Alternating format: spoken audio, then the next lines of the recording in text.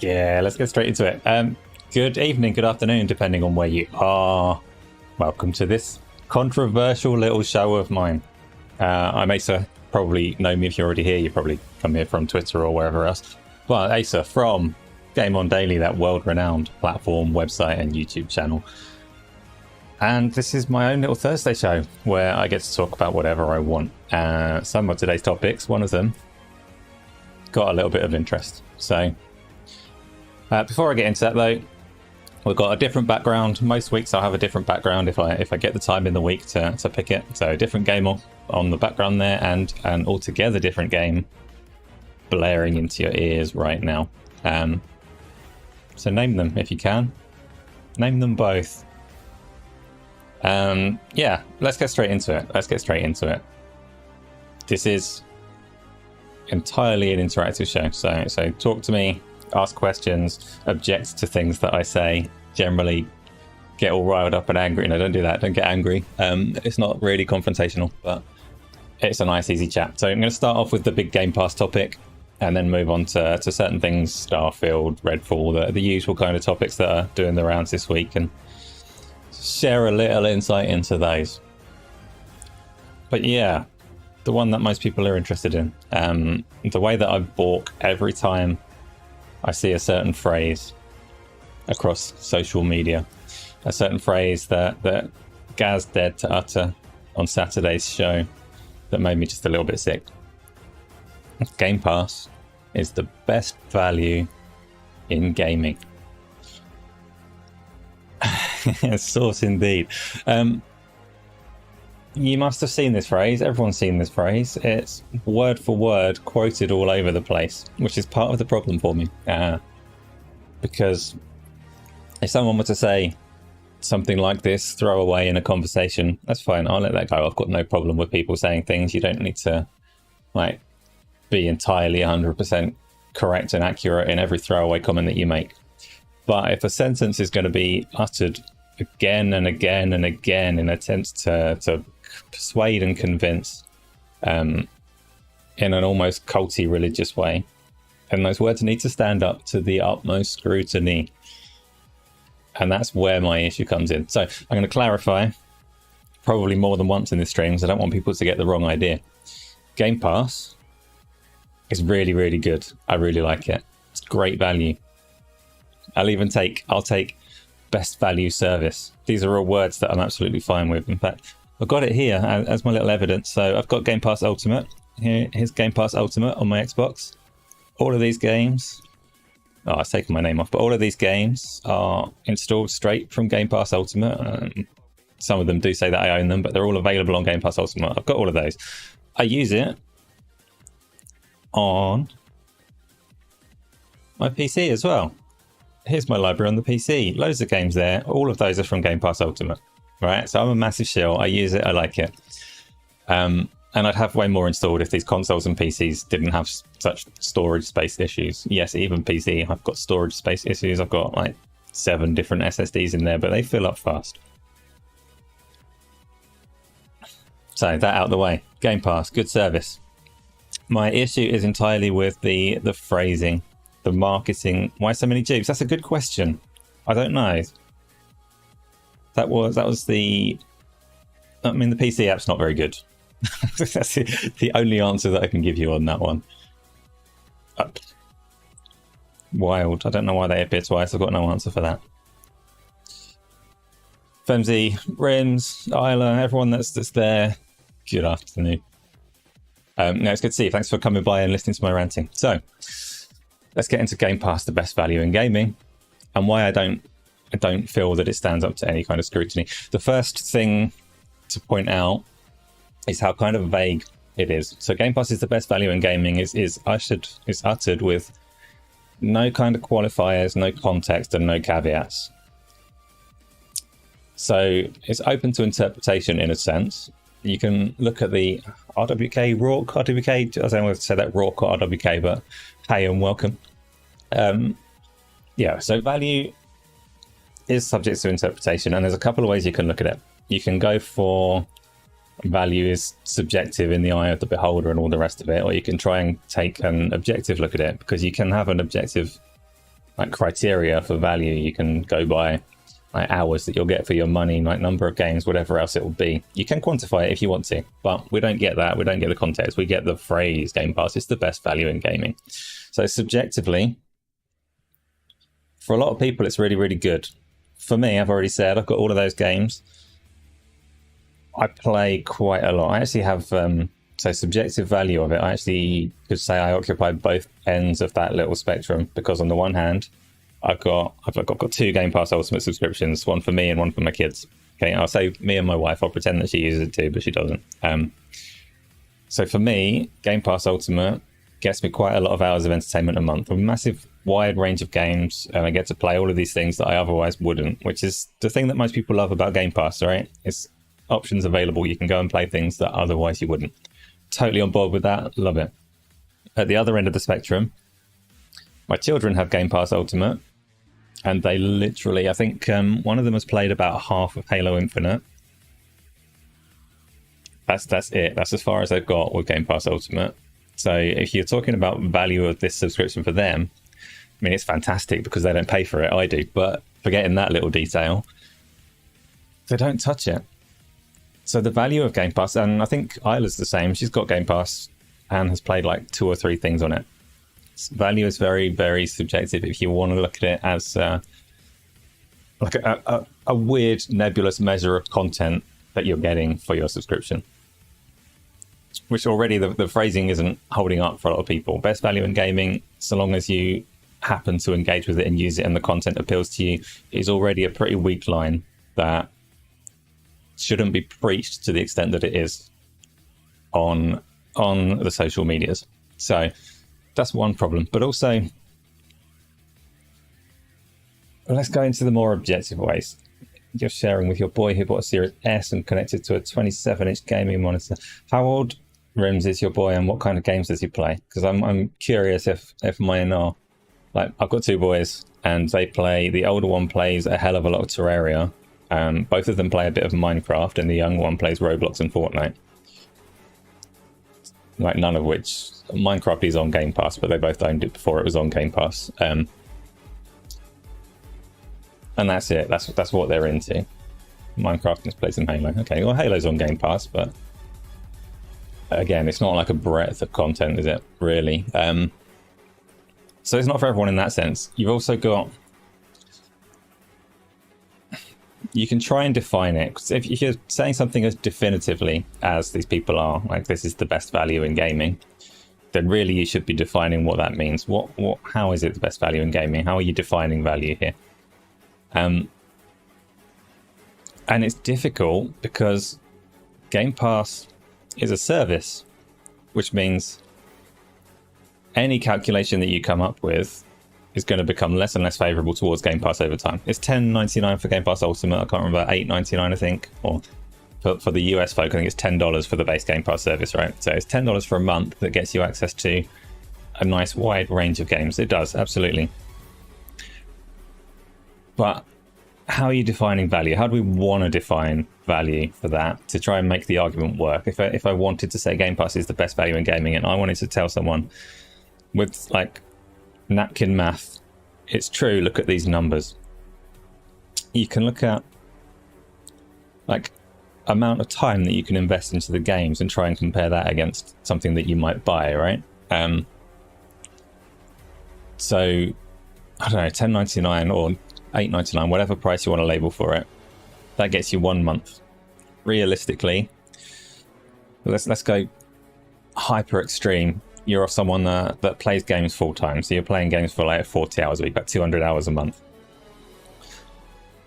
So if you want to do a calculation based on hours that you can put into games for the value of Game Pass, that month is going to limit you. There are ways to spend that money and get more than 200 hours. There absolutely are. I've played things like Skyrim VR. I've got hundreds and hundreds of hours into. I paid for that once. Quake 3 Arena, thousands of hours. Paid for it once. My son's got Terraria, hundreds or thousands of hours.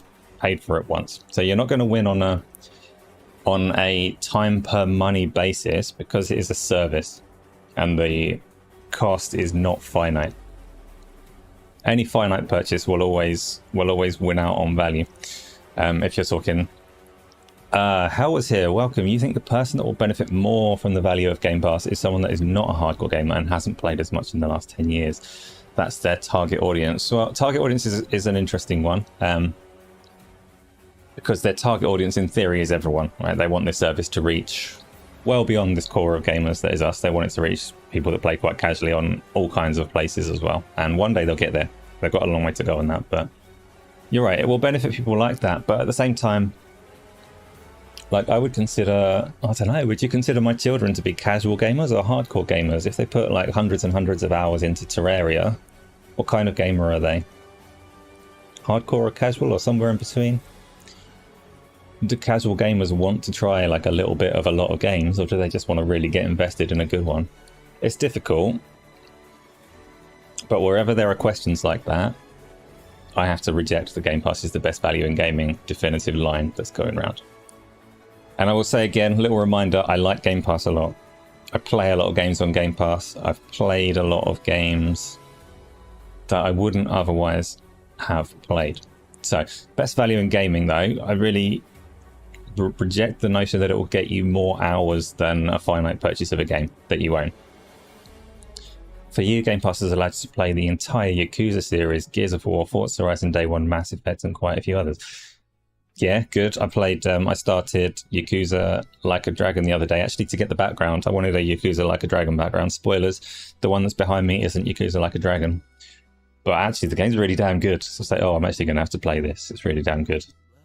Not necessarily pushing Game Pass on that one because I do actually own that game, but it is on Game Pass. So it could have been a fine example of a game that I delved into because of Game Pass. But then you're talking like things that you got access to that you wouldn't otherwise have bought. So that's another way of looking. Yeah, yes, Rims. The game behind me is indeed Cyberpunk. It's the Coyote bar. I've not got much further than that bar really, but yes, that is Cyberpunk sitting behind me. The music's next. Someone needs to identify the music. Isla, yes, the whole core gamers, casual, and all the other terms are poorly defined and don't mean a whole lot. But you can categorize people in certain ways. So I would personally steer clear of like hardcore and casual as definitions because they get fairly confusing. But there are definitely demographics that Microsoft will be using to target their adverts at people, for example. So experiences that you didn't intend to buy, is that value? Can you categorize that and like quantify it and say that that's better than anything else?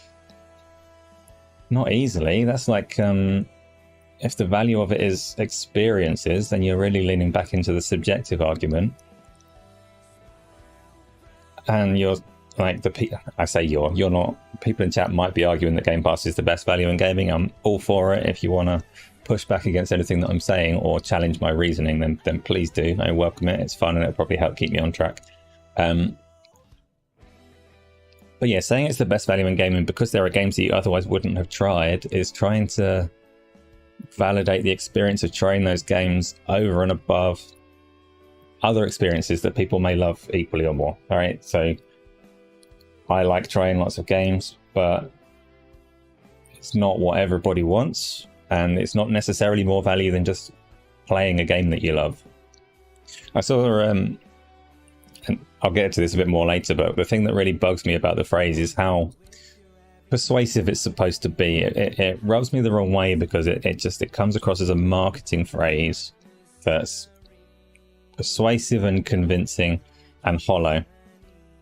So I hear all of these people spamming it over and over and over and over again, and at some point if someone's trying to persuade me of something and I think they're insincere and hollow with what they're saying, it gets my back up. And that's what's happened here, and that's why this phrase bugs me so much, because it's just used so fake to me. I should probably clarify that a little bit. I don't want to upset people. There's some good people that say it, and Gaz said it, and I like Gaz, but it's gone round as an earworm and people parrot it again and again and again. So here I am scrutinizing it and saying why I don't like the words.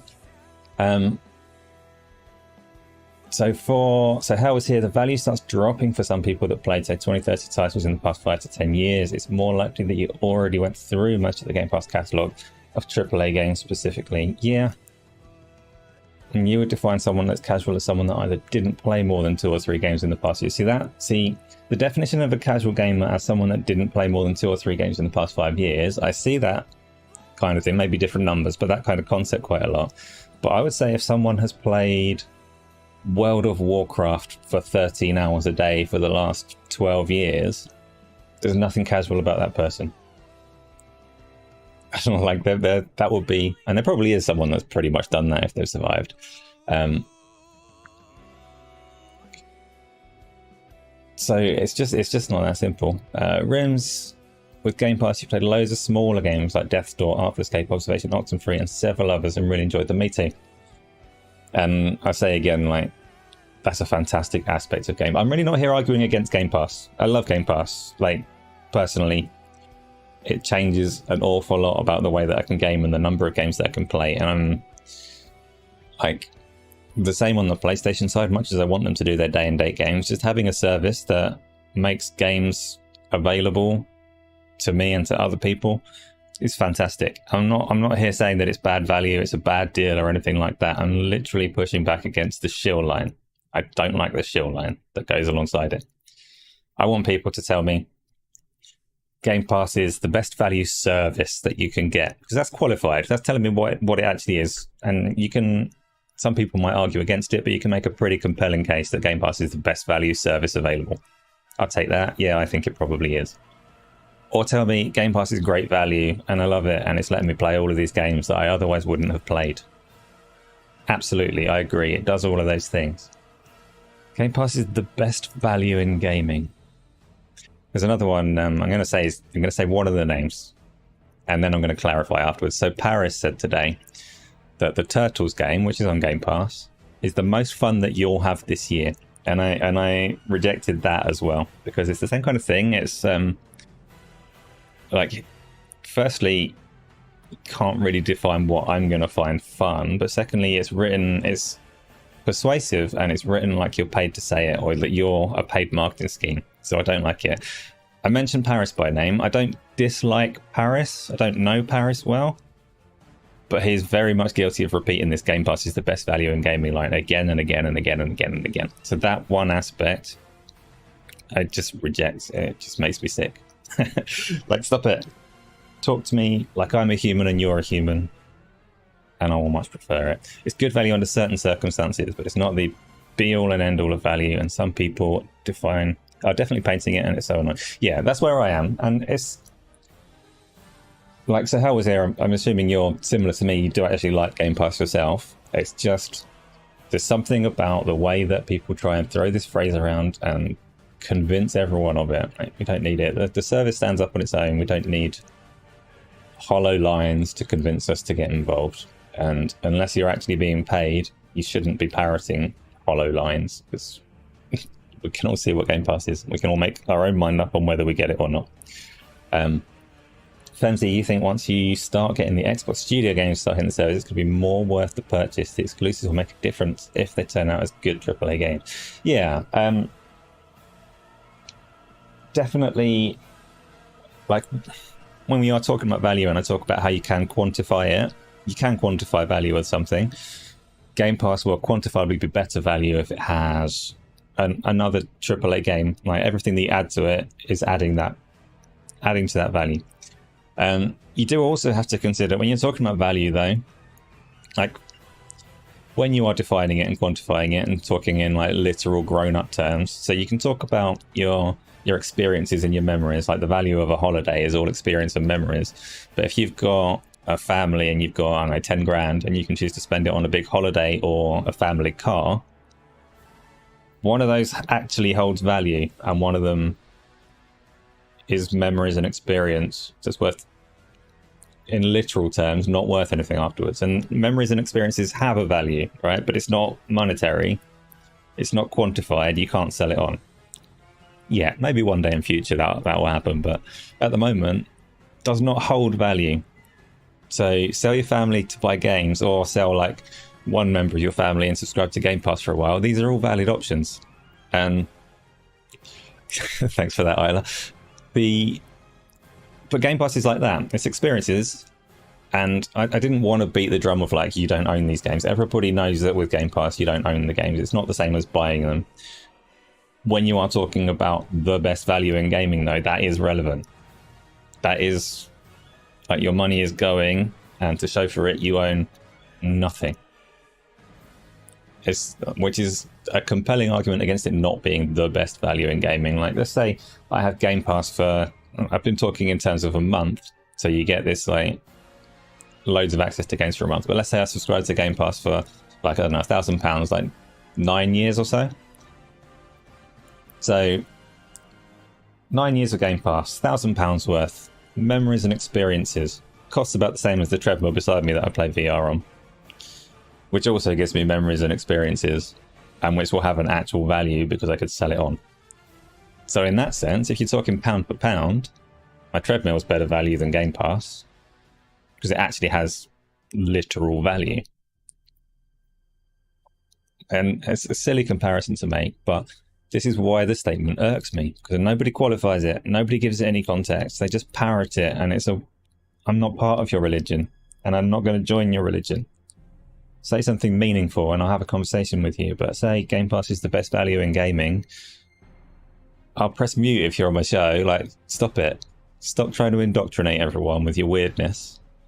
Talk about it for what it actually is in real terms, please. You'll surely get water damage from the sweat. Ah, that's mean. I've sweated on it so much and it still works. And even then, even if it got water damaged from... I sweat quite a lot at the best of times. When I'm running around on that treadmill in VR, I sweat on it quite a lot. But even if it got water damaged and stopped working entirely, I could probably sell the copper and the parts for a tiny amount. It's still got, like, materials that I own. So the treadmill can stop working and it'll still have more value than the games that I don't own. Plus, I'm sure it tastes delicious.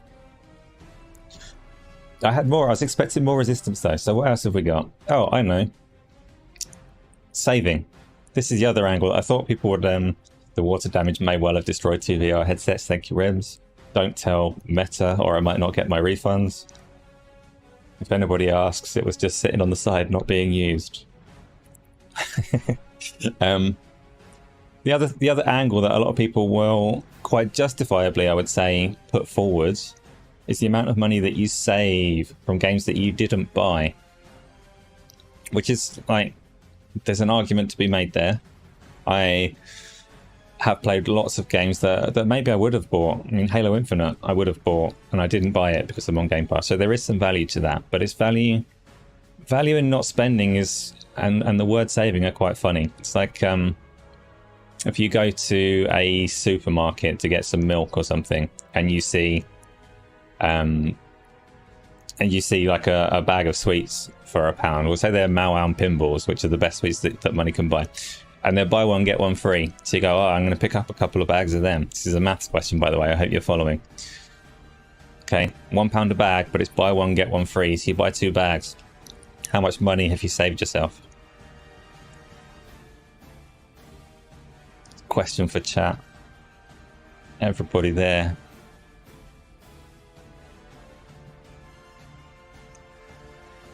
What's everyone's favourite chocolate? No, answer the question. Soren Grant, exactly. Game Pass allows you to play games that you would never have risked spending your money on. It does that. Okay, you go into a supermarket to get your milk or whatever. You see the best sweets in the world, Maoams pinballs. It's £1 a bag, but they're buy one, get one free. So you buy 2 bags. How much money did you save?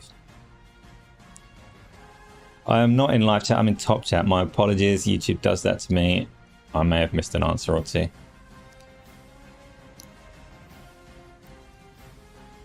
Whatever the cost of the first one is. No. It was a trick question, you see.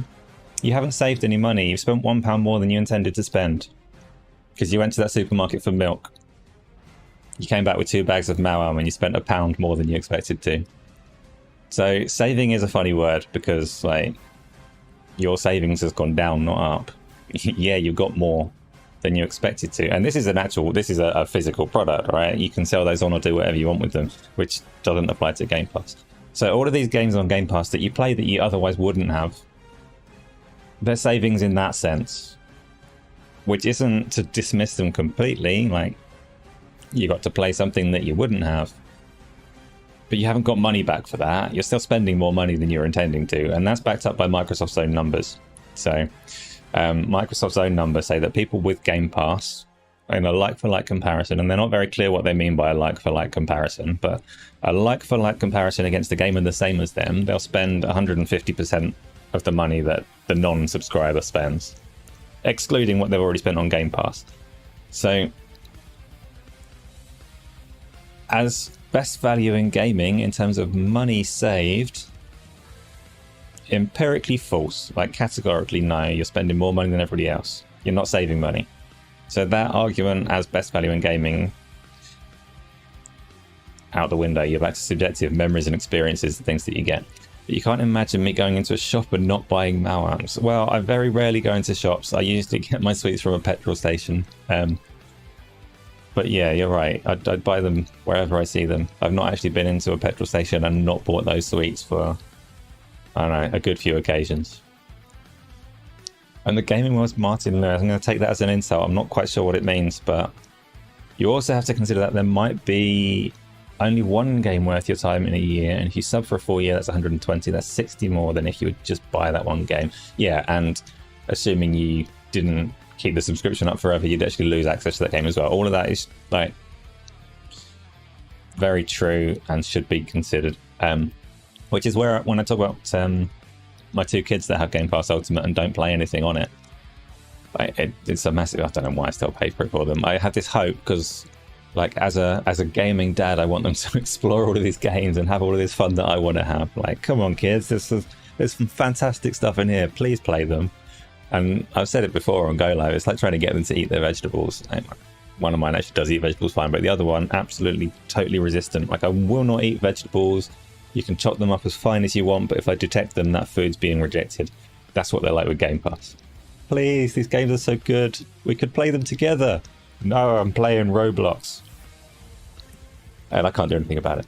You're going to have a panic attack and cancel your subscription by the end of this. But you can't do that, Isla, because you want to play Turtles with me. So Rimsy saw games like Minecraft on Game Pass, and that's why he went for it. So Minecraft's a strangely recent addition, considering it's obviously a Microsoft game. I think they only actually put it on there within the last, like, 6 months or so. So my kids already had Minecraft before it went on there. Tony, you played Chorus, and it's not as good as you thought. Thanks to Game Pass, you don't need to spend money buying that. If it wasn't on Game Pass, do you reckon you ever would have tried it? Do you reckon you would have spent money on that?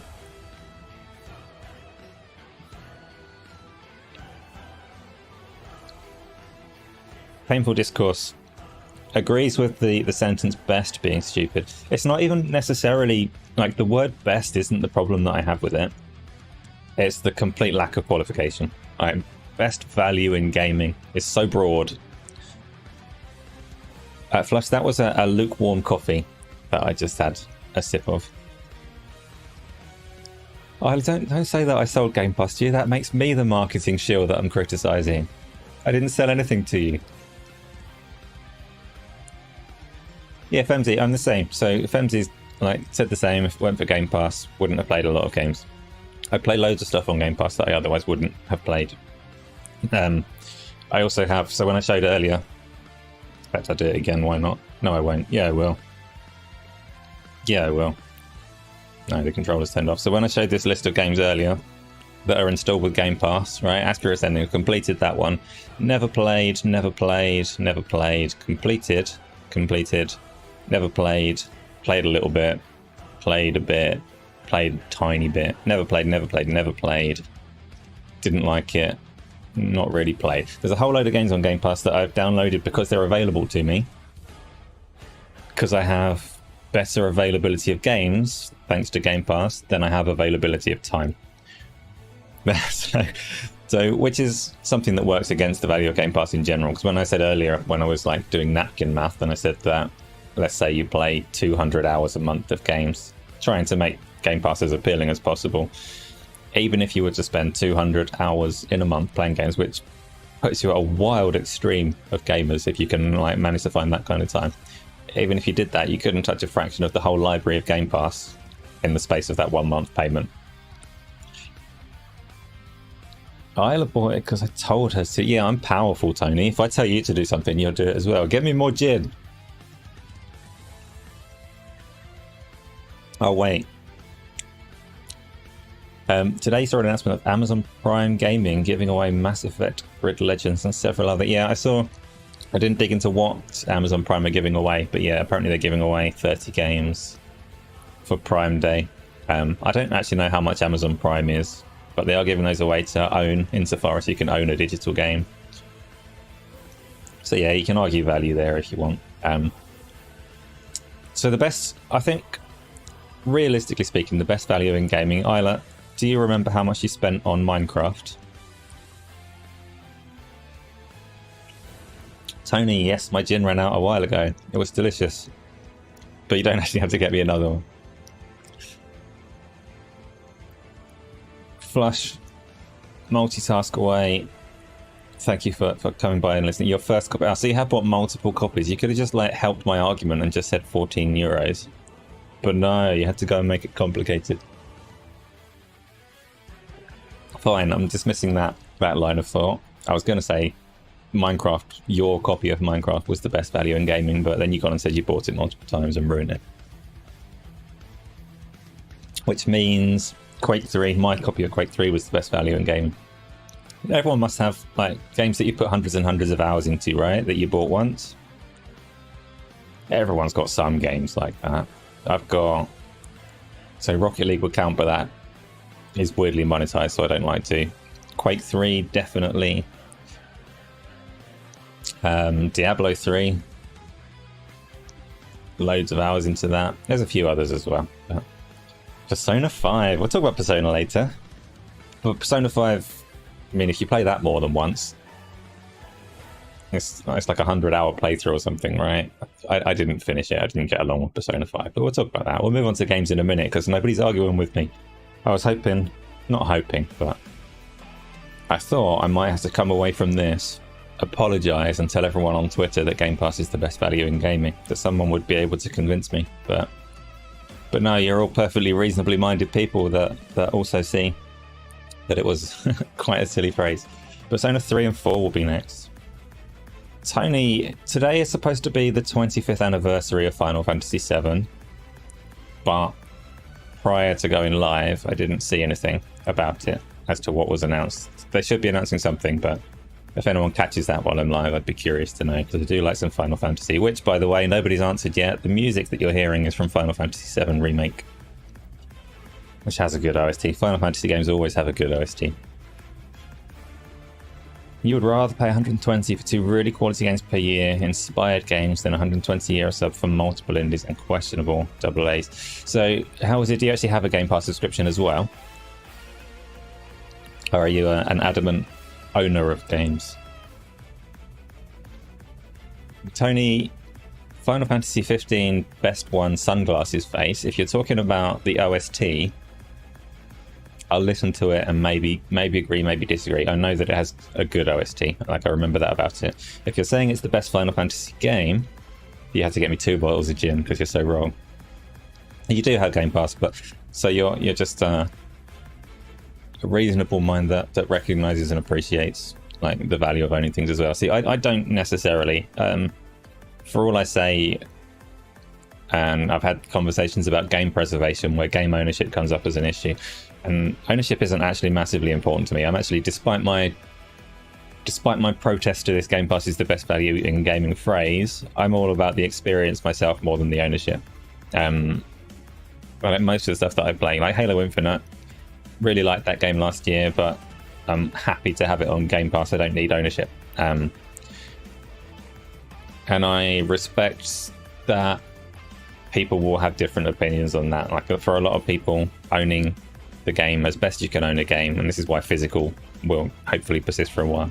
For a lot of people, it does mean something, and I am happy that I own like Panzer Dragoon Saga and Shining Force 3, some of my favourite Sega games. I own those on discs, and I'm happy to own them on discs. But ownership isn't that important to me.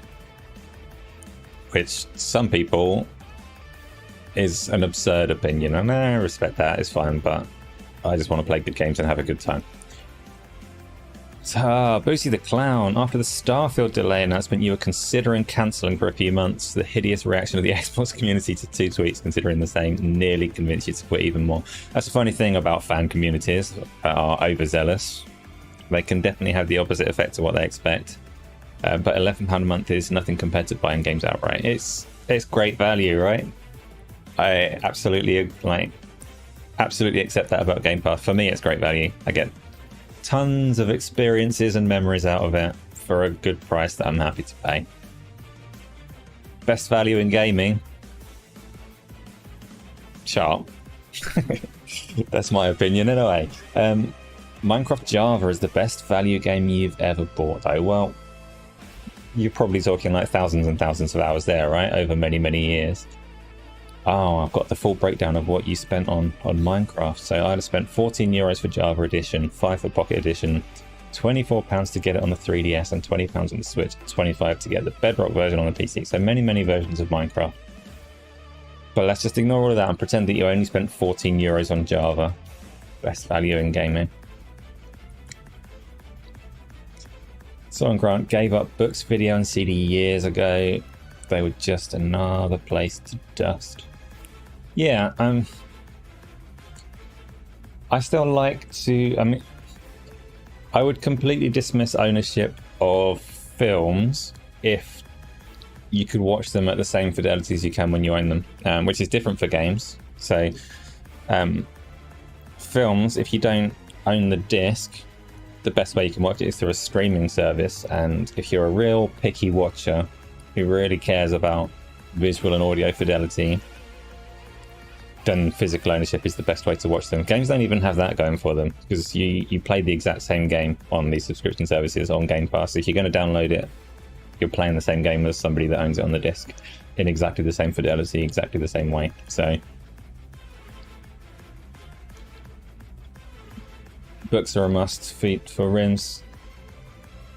Yeah, all fair enough. So, how was here? Even though you have Game Pass and at first was very supportive of it, now you're considering ditching it. The announcements didn't do anything for you. You might just buy Forza and cancel the sub entirely. What about High on Life? It looks so good. We'll talk about some of the games that were announced last week in a minute. But I'm definitely not here to try and convince someone that they have to have Game Pass if it's not offering them things they want to play. Like, it's a subscription, you can cancel it and take it and leave it. You can come back when there is a game that you want. If you're someone that's like, sounds like you're massively interested in Forza Motorsport, and that's a game, especially if you get into the online side of it, that's a game that you could spend like thousands of hours on and just play for pretty much forever until they take it down because they run out of licensing on the cars or music or whatever. And if that's the kind of gamer that you are, that doesn't make you any more hardcore or casual than anybody else. You can play Forza Motorsport for freaking ages, and then Game Pass is not the best value in gaming for you. So that's fair enough. Final Fantasy stream starts in 1 hour and a half. Thank you, Tony. Thank you, Tony. I would very much like to see Final Fantasy Remake on the Xbox. So I'm no console war person, and I've played Final Fantasy VII Remake on the PlayStation. I really liked Final Fantasy, so I was quite happy to play it again. I've not played the intergrade content that they added to it later. Actually, I struggled with Final Fantasy VII because it came out on the PlayStation 4 and PlayStation 4 Pro, and I really wanted to wait until the next gen version, but I couldn't. It was too tempting, so I played it on the PlayStation 4 Jet Engine Pro, with the intent to play it again one day on like better hardware. And then I figured I might as well, as I've already played it and that rush is off, I'm going to play it on the best hardware that I can. And the PC version came out like a year ago.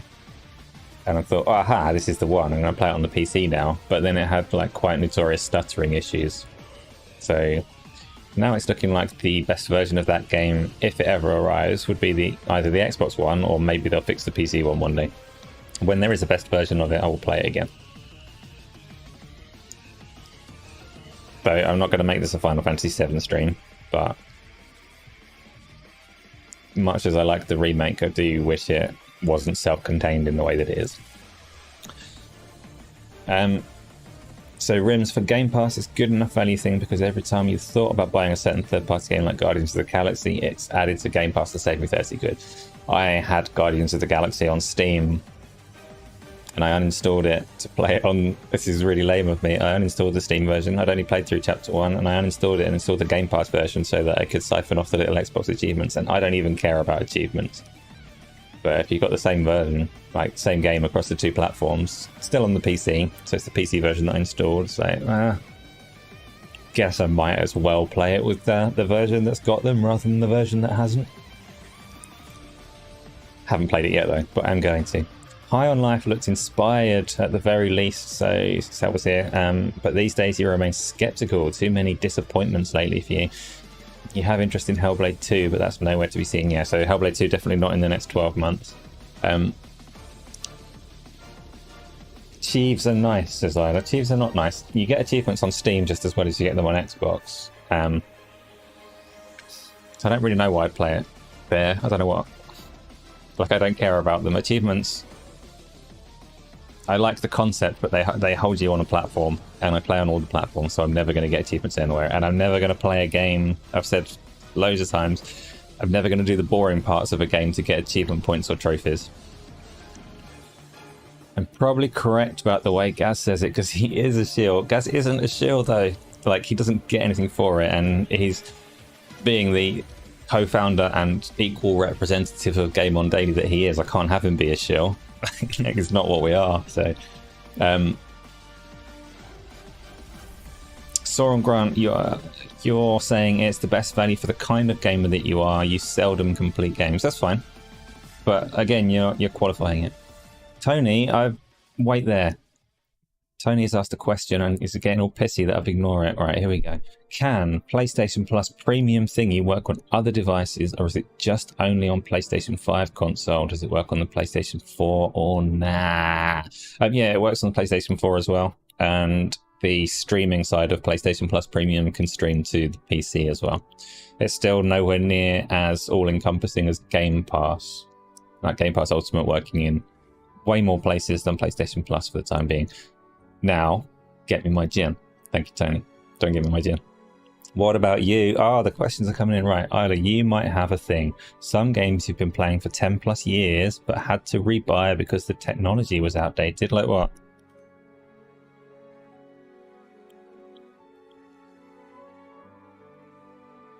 Rims, Forza Horizon, Hot Wheels, Flintlock, Wulong, last case of... Yeah, let's talk about some of the games then, shall we? Because... I didn't get the resistance on the Game Pass topic that I expected. But I had good plans to talk about this other stuff anyway. So let's start with everyone's favourite, Starfield. Should we start with Starfield? No, let's start actually, because we've already had High on Life mentioned. Let's start with High on Life. I'm going to bring that up. I haven't got as much to say on that, to be honest, so it won't take very long to go over. But High on Life is from Squanch Games, and... Isla, you didn't have to buy Age of Mythology again. I don't understand. Plants vs. Zombies, some PlayStation 2 games and Wii games. Okay, so your consoles, you got like iterative versions of games on future consoles. That's fine. Starfield, I'm going to find more resistance. Well, that depends on... See, I'm very diplomatic. When we get to Starfield, I think I'll be acknowledging both sides, enthusiasts and skeptics alike. So I think we'll be all right, but... Look like a Fallout 4 mod. Let's skip High on Life. No, it won't take long. High on Life. I want to bring up the trailer. High on Life. I can't spell. Wait. So High on Life, we've got a really boring part of the OST now, so it's perfect timing. As a YouTube channel, no. Come on, Xbox trailer. So it's from Squanch Games, and that means I'm one of the few people, possibly one of the only people here that's actually played their previous games. Has anyone played a Squanch game before? Those are both VR games. Accounting Plus, and Trover Saves the World or the Universe? I can't remember. I think Trover was available for Pancake gamers, but it was a VR game first and foremost. So it's very much the Rick and Morty sense of humour that runs throughout both of them. In fact, I've got somewhere on my YouTube channel, I've got a playthrough of Accounting Plus. If you want to see how Rick and Morty it is, then you can go and watch some of that and see how it is. But this is their first purely made for pancake game, and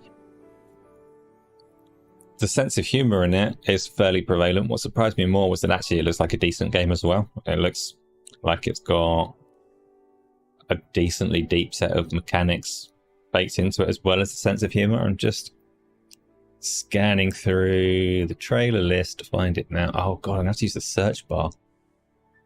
Zoom, zoom, zoom. Right, remind me, games we're going to talk about. We're going to talk about the Persona games. We're going to talk about Starfield. Going to talk about whatever the hell everybody wants to talk about. High on Life official game trailer. Let's bring that up. Go into my little theatre mode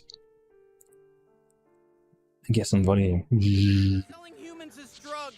You're the only one that can stop them. You realize we're gonna have to take out the entire alien drug cartel. So I've seen a little bit more about the game since. The guns being... You're just gonna leave me here in The point of the game is to rescue. There is a race of gun aliens, all with their own personalities. You gotta help me rescue my friends. They're Gatlians just like me. Gatlians, yes, indeed. But what surprised me is mechanically, it looks like kind of a first-person Insomniac game. Like the weapons have those weird modes and creativity of a Ratchet and Clank or a Sunset Overdrive. And that's encouraging, because Insomniac games are good. Everyone likes Sunset Overdrive, right? You have a mild interest in Resident Evil 4, Hellblade 2, High on Life, Plague Tale, Darktide, Benedict Fox, Ereban, System Shock, Cocoon, Endless Dungeon, Deliverance, Mars, Flintlock, Asterigos, Once Human, and Stalker 2. That's quite a list of games. Xbox might be the best value in gaming for you. God. Xbox. Selling humans as drugs. How much would Gaz run for? Well, it's only little, so not a lot. JT, has JT turned up? Jonathan Titmus, real named JT. Apologies if this has already been asked, but what is the best value in gaming for me? Well, I'd never be so arrogant and pompous as to define a best value in gaming like that, because that's going to be different for everyone. For me, and this is like very specifically me only, and I'll acknowledge that absolutely, for me it's probably Skyrim VR, which I bought once for, gonna say £20, it might have been 25, but I will probably be playing until the day that I die. I have Skyrim VR and I add new mods to it whenever I fancy. Yeah, minimal resistance, by the way, anyone wondering. So we haven't established any such thing, guys. We've established that it's a shill line, and that with the integrity and decency and independence of Game On Daily, we shan't be shilling it with those weird culty phrases. So you bear that in mind and don't say it again. Flintlock looked awesome to you. We'll come on to Flintlock in a minute. It didn't look good to me, but there's still time.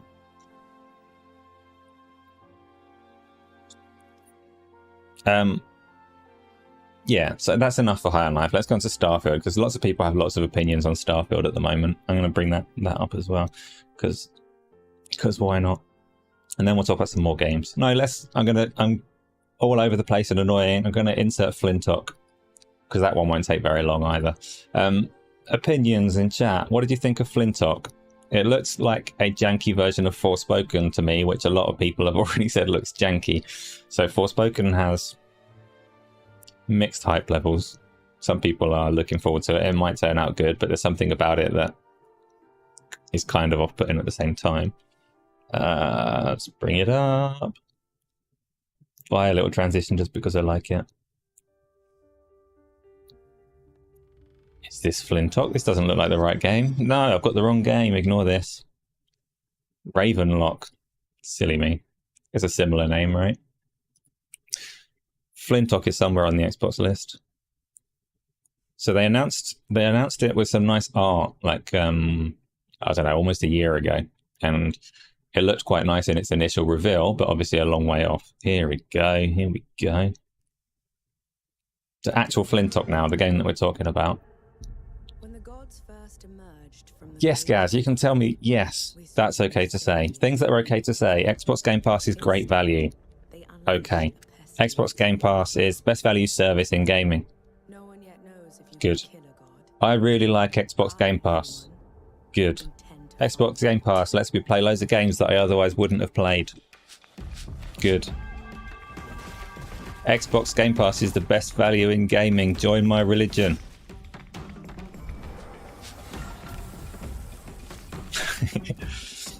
So, Flintlock. It's a funny thing because it might be fun to play, right? It looks janky to me. Like, it's not transitioning smoothly between all of these animations, but there's a difference between something looking like it plays well and something actually playing well. So, like, best example of that for me is the FIFA games. You can't show me the way, Gaz. We've already established it. You're too late. We've moved on. The FIFA games look absolutely phenomenal in the way that they're animated. You can walk in on someone's game of FIFA and think that you're watching Sky Sports and it's a real game. It looks phenomenal, but it's so unresponsive. It plays like a turd. I'm hoping that Flintlock is like the anti-FIFA in that it looks fairly janky, but actually might be really responsive and fun to play, hopefully. It's not like ugly, it just looks a bit janky.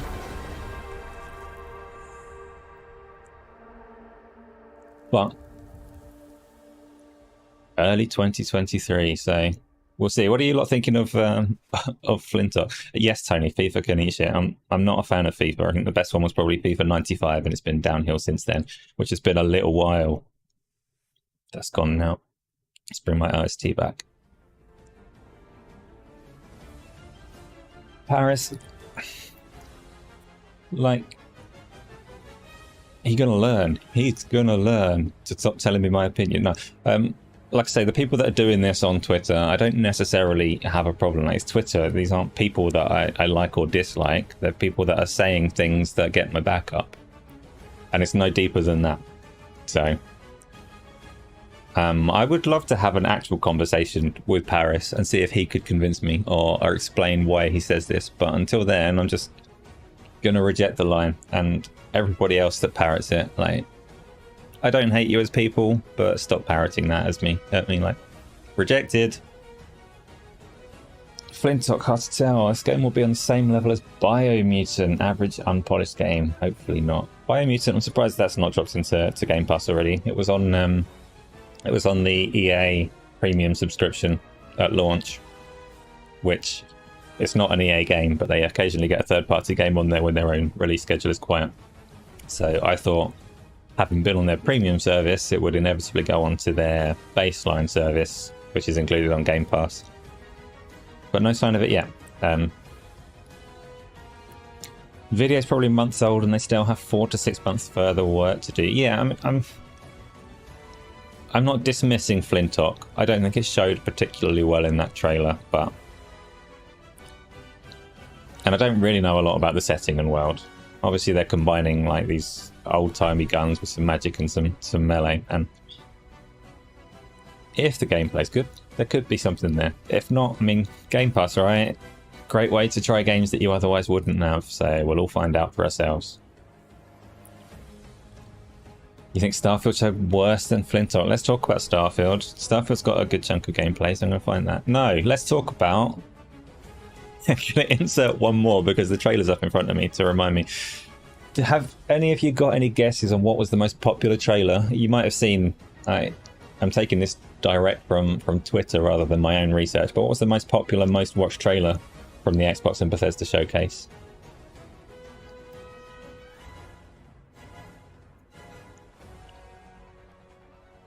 Yeah. Diogo has got it.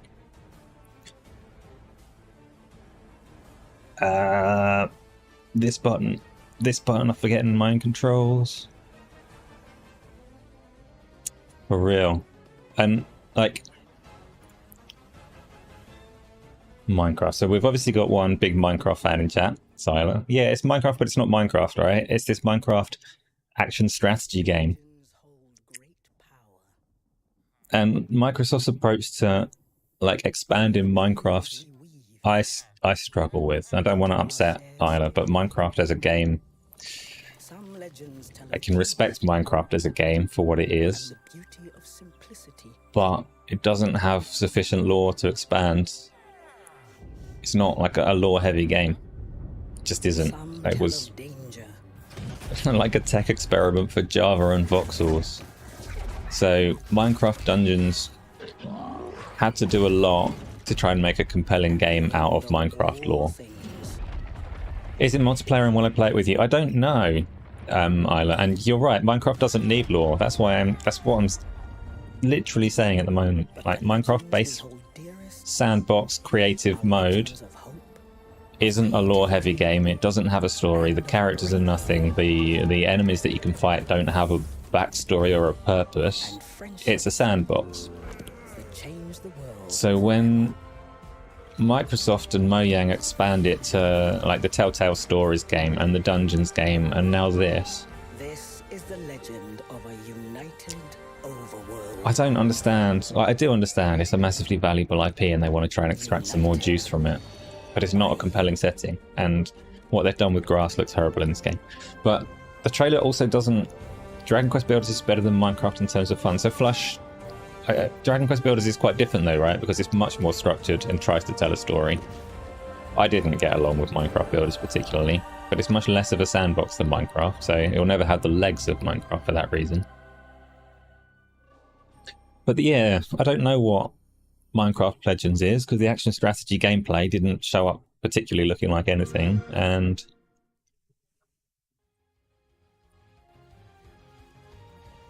Powerful IP though, like most watched of all the trailers.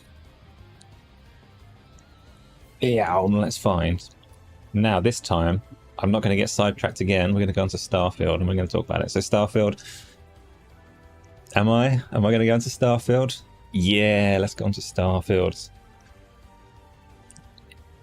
It should be the last trailer there. Oh, it's in reverse order. They've changed it. No, they haven't.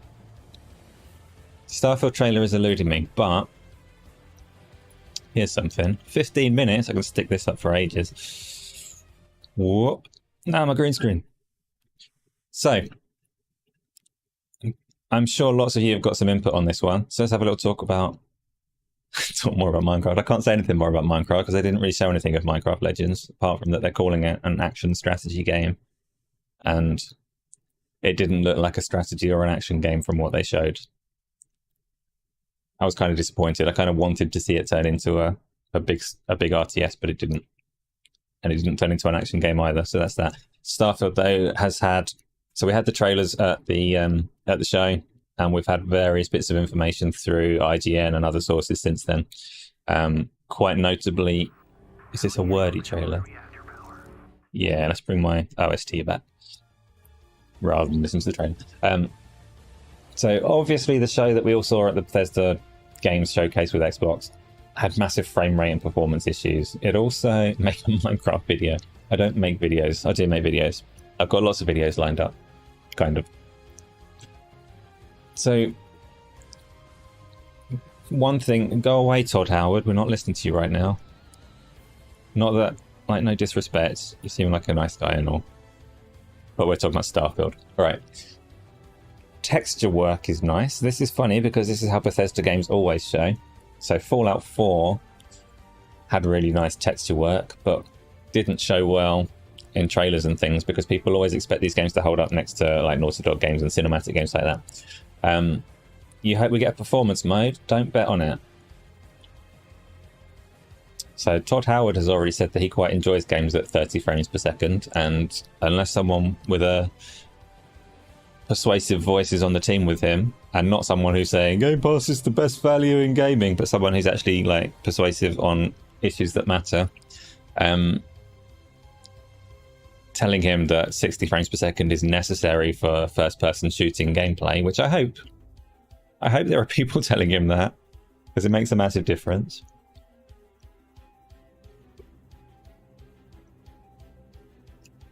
Go. Good tankard of drink. Yeah, I'm not sure that we'll get a 60 frames per second mode on the Xbox. I hope so. One thing that was painfully obvious at the time. Obviously, there's the frame rate issues, right? They're going to have to work that out. They can't release it at 17 frames per second or whatever it drops to. But it's also massively toned down from the in-engine cinematic that they released like a year ago. And that's fine. I always said that it would be, because I looked at that trailer. It's funny, people didn't make much of a song and dance of that initial reveal or think that it looked that good, but it really freaking did. And I said straight away at the time, like, what you're seeing here, people don't seem to be jaws on the floor, but they should, because this looks better than a game. It's not going to look that good when it comes out on the Xbox. And sure enough, the actual product in its closer to finished form doesn't look like the trailer. The trailer had every fancy hardcore NVIDIA RTX kind of effect going. Not for certain, I don't know the technologies that were used for it, but the lighting and all the rest of it was so perfect in that in-engine demo that it was never going to look like that. And it doesn't. So that's one thing. But the bits that have been, you hope you can play it without shooting anybody. I bet you can play it without shooting anybody. But you're still, well, in fact, you can do it third person as well if you want. You can just go picking flowers and mining iron, I'm sure, if you want. But they've also shown, so in Todd's little talk, he talked about it having like 100, I'm getting my stuff, systems and planets. It was 1,000 planets. So they show a planet, they show some cities, they show, it's like 100 systems like this, and there's like 1,000 planets, over 1,000 planets overall. They've also said there's 4 cities. 1,000 planets, 4 cities. So Isla's saying, yeah, too many. That's up to 1,000 planets. Okay, Tony, fine. Give it a few modders to up the number, but around 1,000 planets, 4 cities, and no free flight between them. That's the other big talking point that's come since. So you can't No Man's Sky it and fly from one planet to the next, which isn't necessarily a bad thing. So what do we think of the No Man's Skies comparisons? So we had a comment on our Go Live video criticizing Gaz for saying that there's nothing like Starfield, and the comment said, of course there's something like Starfield. It's just like Destiny, No Man's Sky, Skyrim, and one other game. He named 4 games.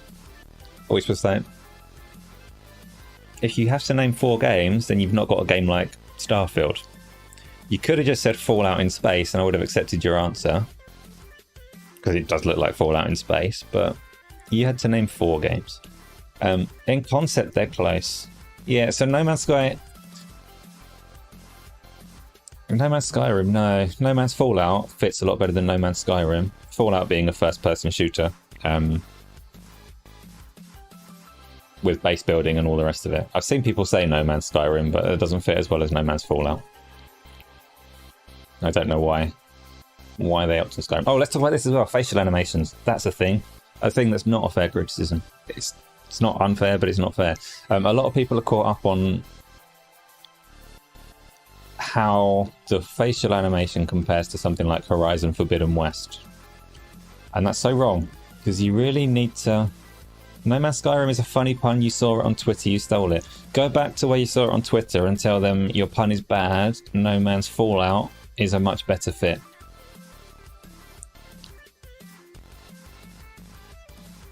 And shame them for it. It can only be compared to other Bethesda games. The thing with these facial animations is, yeah, they're a bit stilted, right? They're not motion captured. There are over 200,000 lines of dialogue in this game. The NPCs are, like, there might be a handful whose faces have been scanned from actors and all the rest of it, but most of them are made from within the confines and limitations of the character creator. Most of them are generated rather than handmade. And the engine that they have for taking speech and emotion into facial expressions is like a phenomenal step forwards in game design, because not everybody can motion capture everything. So the fact that they look stilted Yeah, they do. It's true. It's not a cinematic Sony first-party game. There are 200,000 lines of dialogue. This is machine interpretation of what their faces should look like. And it's as criticisms go, it's like, no, it's just not that kind of game. They should have space helmets on everyone. Flush Jackson with the answer. Just, yeah, none of these planets have oxygen, so everyone's got... It could work.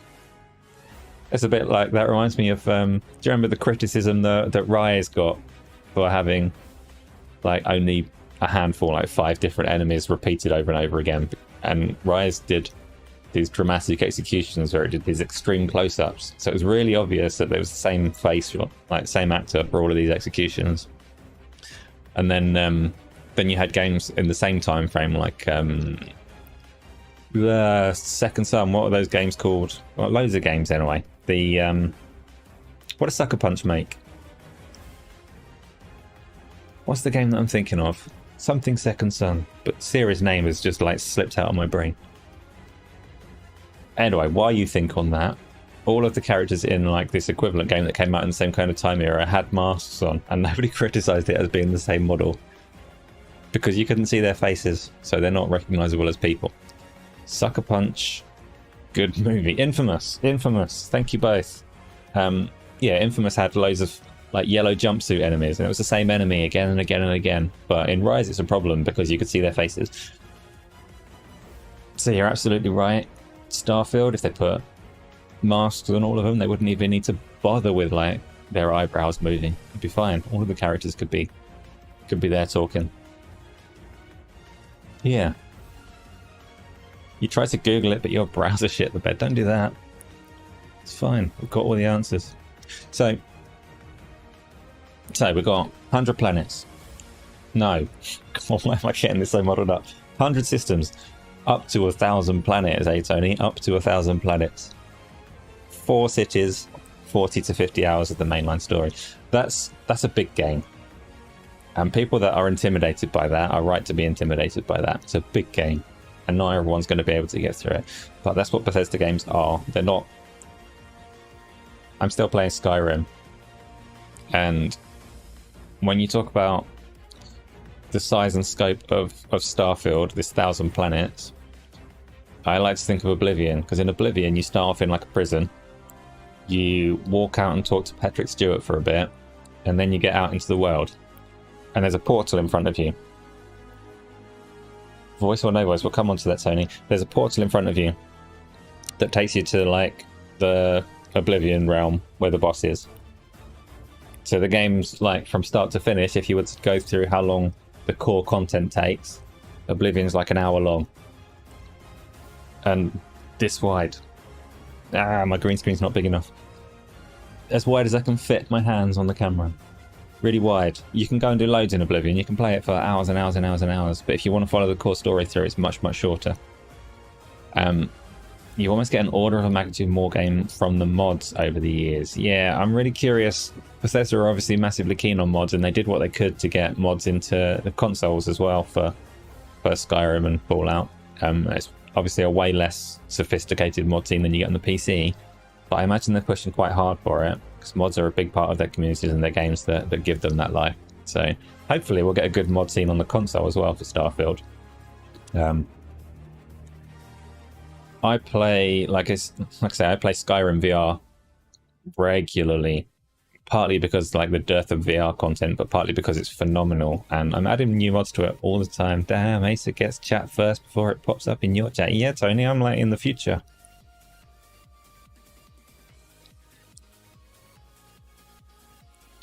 Breath of the Wild was praised as the best game ever made with about 10 mob types. Nintendo, blah. Yeah, so the mods on Skyrim, and Skyrim VR is a decent example because Bethesda kind of shat the bed, like it wasn't as good as it should be. And the modding community have done phenomenal things to make it a better game. Do we live underwater? I'm not from that far in the future. What are you talking about? Naked, yes, you can make everybody naked in all the games, but like Skyrim it was quite notoriously a pancake game that you could play with a VR headset, and you still had to like press A to interact with things. But now on Skyrim, thanks to the modding community, my orc has a body. I can hit people in the face with cheese. I can use my shield to block things. Like, the mod community does phenomenal things to fix up Bethesda games and get them where they should be. And obviously VR is like an edge case that won't apply to most people. But for Starfield, I mean, it's so wide. You've got these 50 hours through in these 4 cities, but the breadth of it is so wide. There's so much opportunity for mod communities to either add quest lines onto some of these planets or add entirely new planets, and it won't hinder the experience at all. It's like, it's a massive canvas. So the mod community is going to be really important to this game, and I hope that the console version gets the best of it as well as the PC version. Obviously on the PC version, I want someone to mod it into VR as soon as possible. Bloody Microsoft won't let Bethesda do it, which is really infuriating, because Bethesda almost certainly would have done it if they weren't acquired.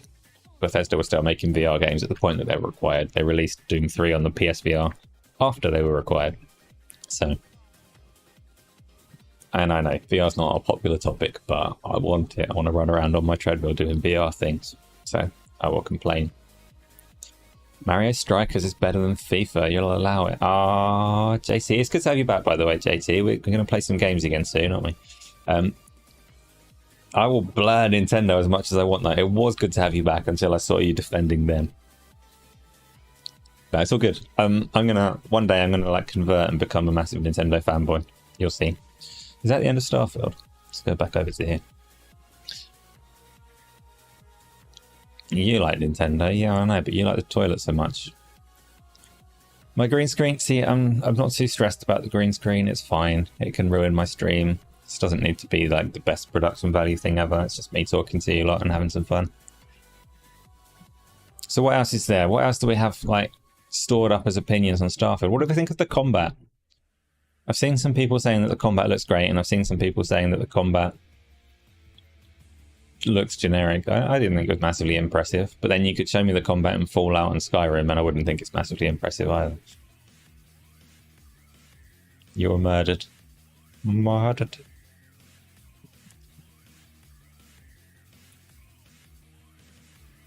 Still too many unanswered questions about Starfield before hype can really set in. Yeah, well, I mean, TMNT is an Xbox One game. TMNT is a Super Nintendo game. So it's fine, the Xbox One can handle it.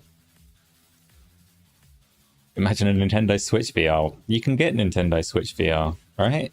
It's made of cardboard. It's one of the Labo things.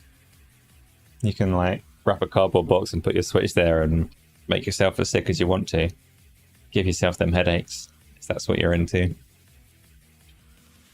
I don't have VR at the moment, by the way, which isn't strictly true. My two Quest headsets both died in quick succession. And I say two like I just happened to own two. I don't. I owned one, and my oldest boy owned one as well.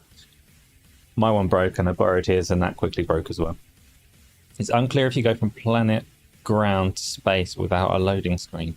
Yeah, so they've said, unlike No Man's Sky, you definitely can't launch your ship and just fly into space. We've seen that there is space combat, so the ship definitely can fly. In the shipbuilding scenes that they show, there's lots of stats on the parts that you can add to your ship around. There's combat stats, like how much shield it's got, how much integrity of hull it's got, and all the rest of it, how long it lasts, what the cost is. But there's also a how far can it fly stat for your ship. So I imagine a big part of the game is acquiring adequate funds to build a ship that can actually travel to these systems.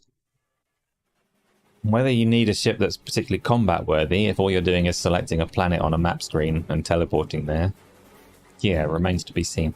Whether the procedurally generated planets are worth landing on and exploring remains to be seen. So there is a lot in that sense that remains to be seen.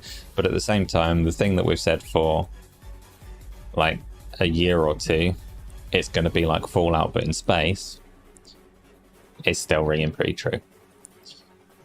The shooting seems solid. You like the animations and reactions to hits, but you wasn't sure about the AI stuff. Yeah, the AI, there's one particular enemy that runs out and they shoot its gas tank and it shoots off in the air. It's very nice, but what the hell was it doing running out where it ran out? It didn't look particularly sophisticated. That is true. Which is good, because Like, I'm probably going to be pissing off the AI in most of the... In all 4 of the cities, I'm going to have AI chasing me because I'm an idiot and I play games like an idiot. I usually accidentally set fire to someone or something like that. Accidentally on purpose set fire to someone. Beat up the children. All of these kind of things that you do in a Bethesda game.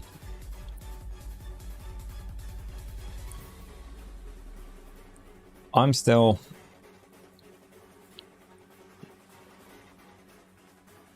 quite enthusiastic for Starfield, but I know that my favourite Bethesda game is still going to be Skyrim in VR. And the only thing that could supplant it as my favourite Bethesda game would be Starfield in VR to have a hope. Because worlds are more immersive when you're in them.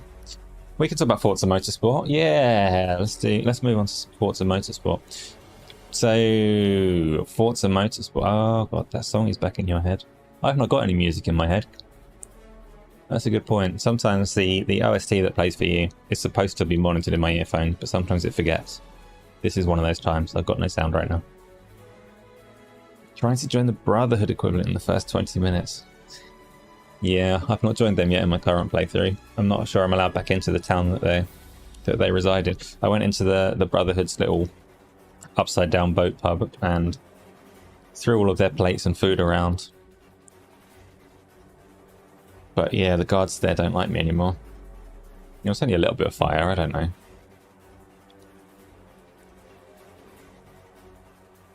Forza Motorsport looks amazing. Yes, it does. Let's bring up some Forza Motorsport.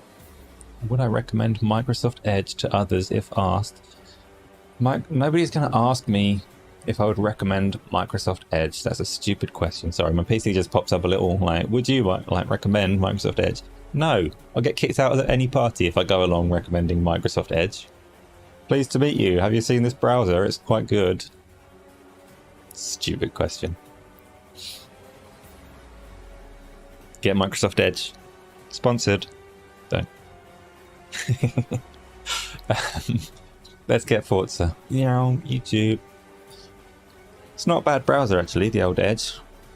I use many browsers. I use Edge, Firefox and Chrome on a regular basis because I have reasons to have distinct browsers. And no, none of those reasons are porn. Get your mind out the gutter. Lots of website admin and testing and all the rest of it. Microsoft Edge is the best value in software. Let's be as broad and vague as we can.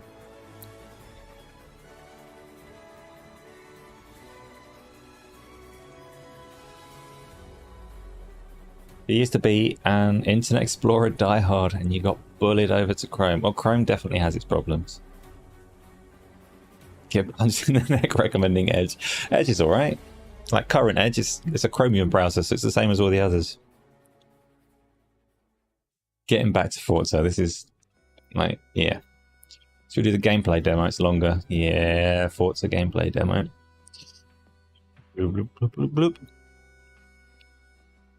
Nice, people on stage. That's fine. So, Turn 10 are and always were going to be the studio that was going to best show off what the Xbox Series consoles can do, because every time Microsoft do anything new, like their DirectX 12, the very first DirectX 12 demo that Microsoft showed was Forza Horizon 5.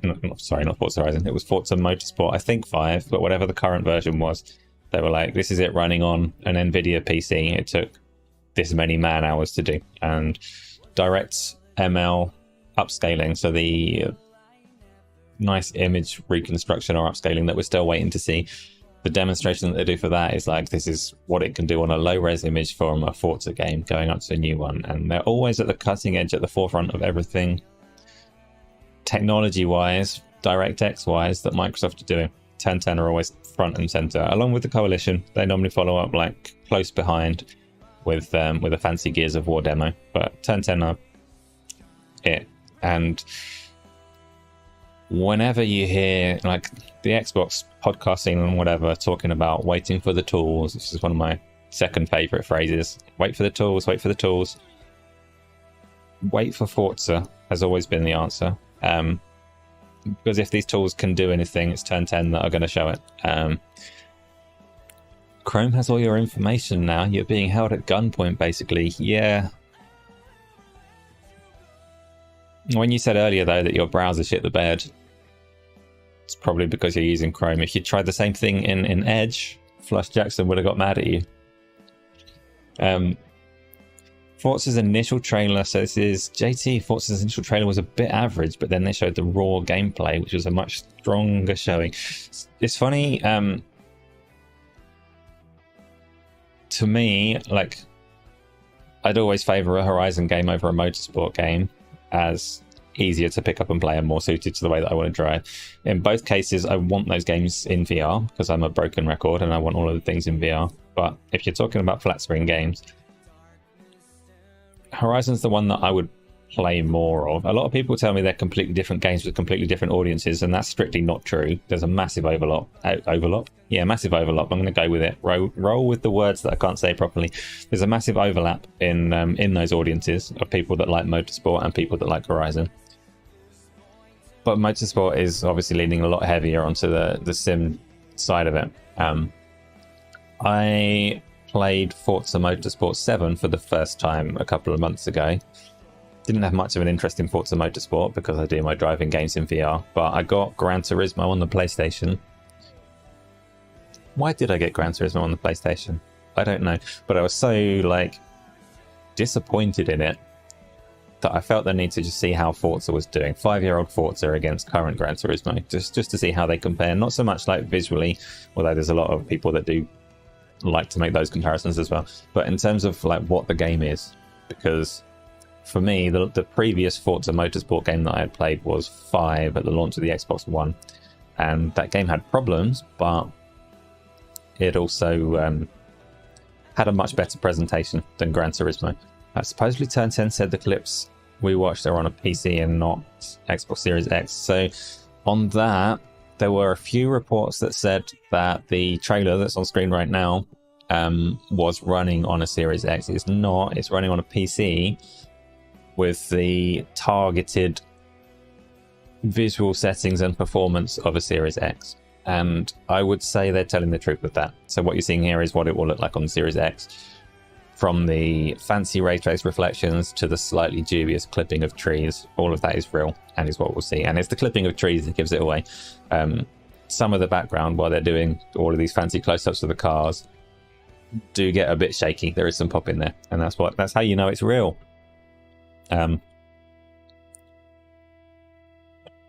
It's a strikingly good-looking game, and the fact that it's got all of that ray tracing going on the cars, buzzword as it is, and people can have their opinions that it is or isn't worth it, and that's fine.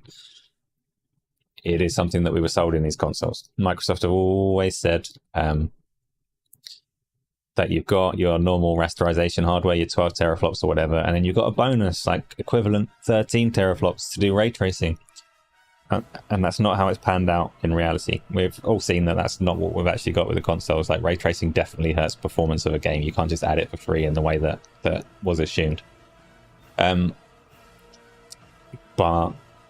Forza and Turn 10 are the ones that show what these consoles can do. So it's great to see that it does have real ray trace reflections, and there's no massive cutbacks. You don't look at those reflections and go, whoa, they cut the resolution horribly and trimmed out half of the background to make these work. It actually looks really good.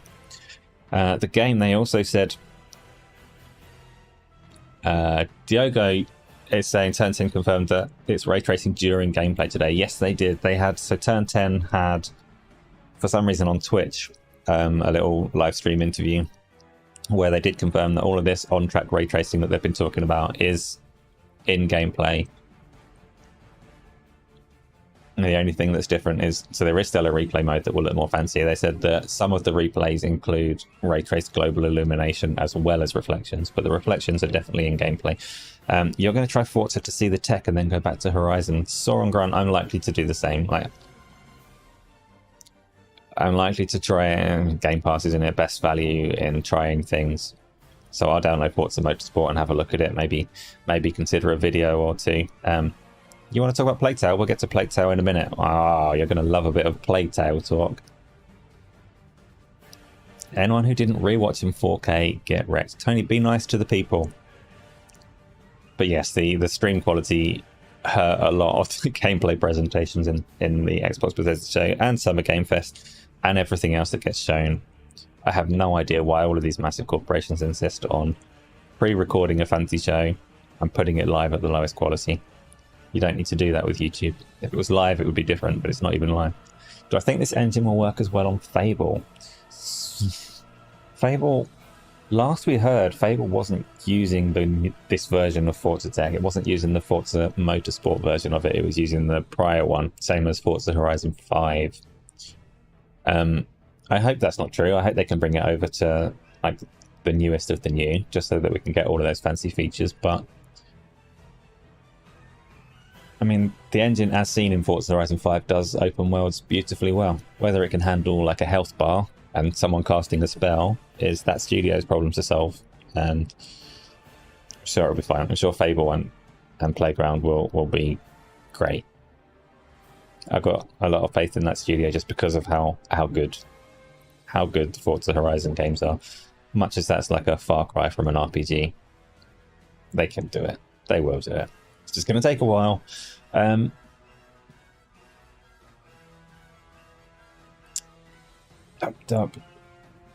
Yeah.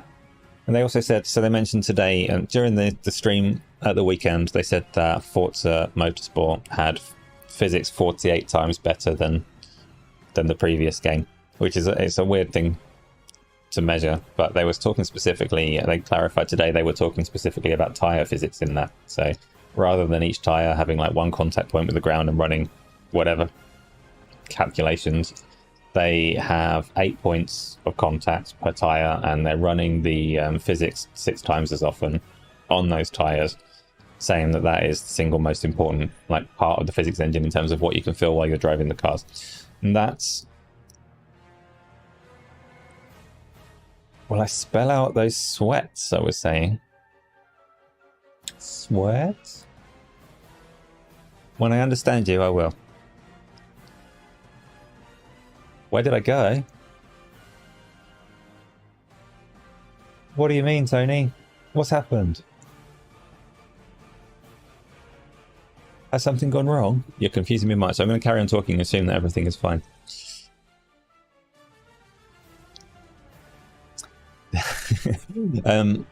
Yeah, so 48 times better physics in the tires. And for me, that stuff matters.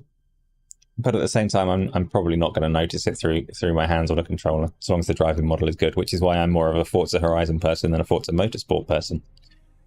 Because like maximum simulation isn't what I'm there for. But I do appreciate that that's making proper use of the hardware that you've got. So if you've got an Xbox Series console and you've heard all of these back and forth conversations about what a next gen game is and what can scale and what can't, those physics won't scale in any like practical way, viable way for a cross-gen game. You could do, for example, they could have an Xbox Series 1 where those physics apply to 20 cars on the track, and if you've got an Xbox One it applies to your car, but the other ones are kind of faking it. That would be possible, but what you couldn't do is have an Xbox Series player racing against an Xbox One player, like with a different physics simulation going on. So obviously that's not a fair race. So having an actual next-gen Forza Motorsport should absolutely blow away. We know that it blows away Gran Turismo visually because we've seen it, but in terms of simulation, it's a non-contest now that it's next-gen only, which is great. So Tony's saying next-gen hasn't been a jump like you would have liked. I mean, we haven't seen much that is next-gen. Most of the next-gen experience has been playing the same games with double the frame rate, which is not insignificant, but it's not a complete like shift in game design like everybody wants. Like you should be able to get with the massive enhancements in processing power and storage. Graphics less so, right? Yes, the graphics cards are better and they're going to double those frame rates, but graphics were never the weakness of the previous generation of consoles. The weakness was very much the potato processors that they had and the slow storage. So There's still time, Tony. You'll get your next-gen experiences, I think. I believe it. Like, they're an order of magnitude better on processing power, so we should get things that you couldn't do before. People are confused, so PixelBitG, welcome along.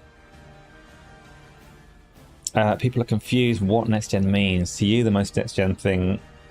The most next-gen thing last gen was the Nemesis engine, not adding more paint to pigs, which was what most devs to hear. Last gen was like a disappointing hardware gen for me, which I said from the off. Like, between the PlayStation 4 and the Xbox One, the more interesting console to me was the Xbox One, because neither of them had power going for them. I had like PC hardware that pissed all over them, and it's a weird conversation around the value of consoles. It's a conversation that's shifting for the better and could probably make quite a long segment to talk about on its own, so I won't go into it too much. But for me, if the market for exclusive games becomes less walled in, less bound to a console, then consoles should continue to be better. It doesn't mean consoles are going to go away. It means consoles are going to need to provide value in their hardware and services to be relevant, and that's a good thing. So we shouldn't get another PlayStation 4 or Xbox One era where you have to buy it because otherwise you can't play certain games, which means we should move into an era where you have to buy things because they're cool and they do cool things and you want them. And that's better. That's a better world. So I look forward to future consoles on that basis. And I do think there will be future consoles from both. Plague's Tale, though, that was the question. Someone wanted to talk about Plague's Tale, which is one of the games. So when I mentioned the stream quality for the Bethesda Showcase being poor, Plague Tale was one of the games that suffered most in terms of actually being able to see what it looked like. So if you haven't been and watched that one at a higher quality, you'll benefit from it if you do. For Hugo. He's not dead yet. It's not a game for me, though. The sweets that I was talking about... Oh, Maoam. Isla, could you spell Maoam? They're the best. They make so many good sweets. I understand what you're saying now. Rob, where are you from? RWK, I don't know how to say it. What country are you in? You've already spelt it. That's not how it's spelled. It's weird. There's an extra letter. I think there's an A for... I think it's M-A-O-A-M. It's a weird spelling. Remember, no more killing soldiers. I don't think you can get them in the States, because I saw... So Mouth Fun Speculation got sent a package of UK sweets that include Maoam pinballs. I think that's from Assassin Looper, who's not well at the moment, which is a sad story that we won't go into here, but wish her the best. I think it was her that sent Mav a little pack. I'll send them to everyone. They're amazing. They're the best sweets. So the best... How do I rip the stupid? They are the best value in...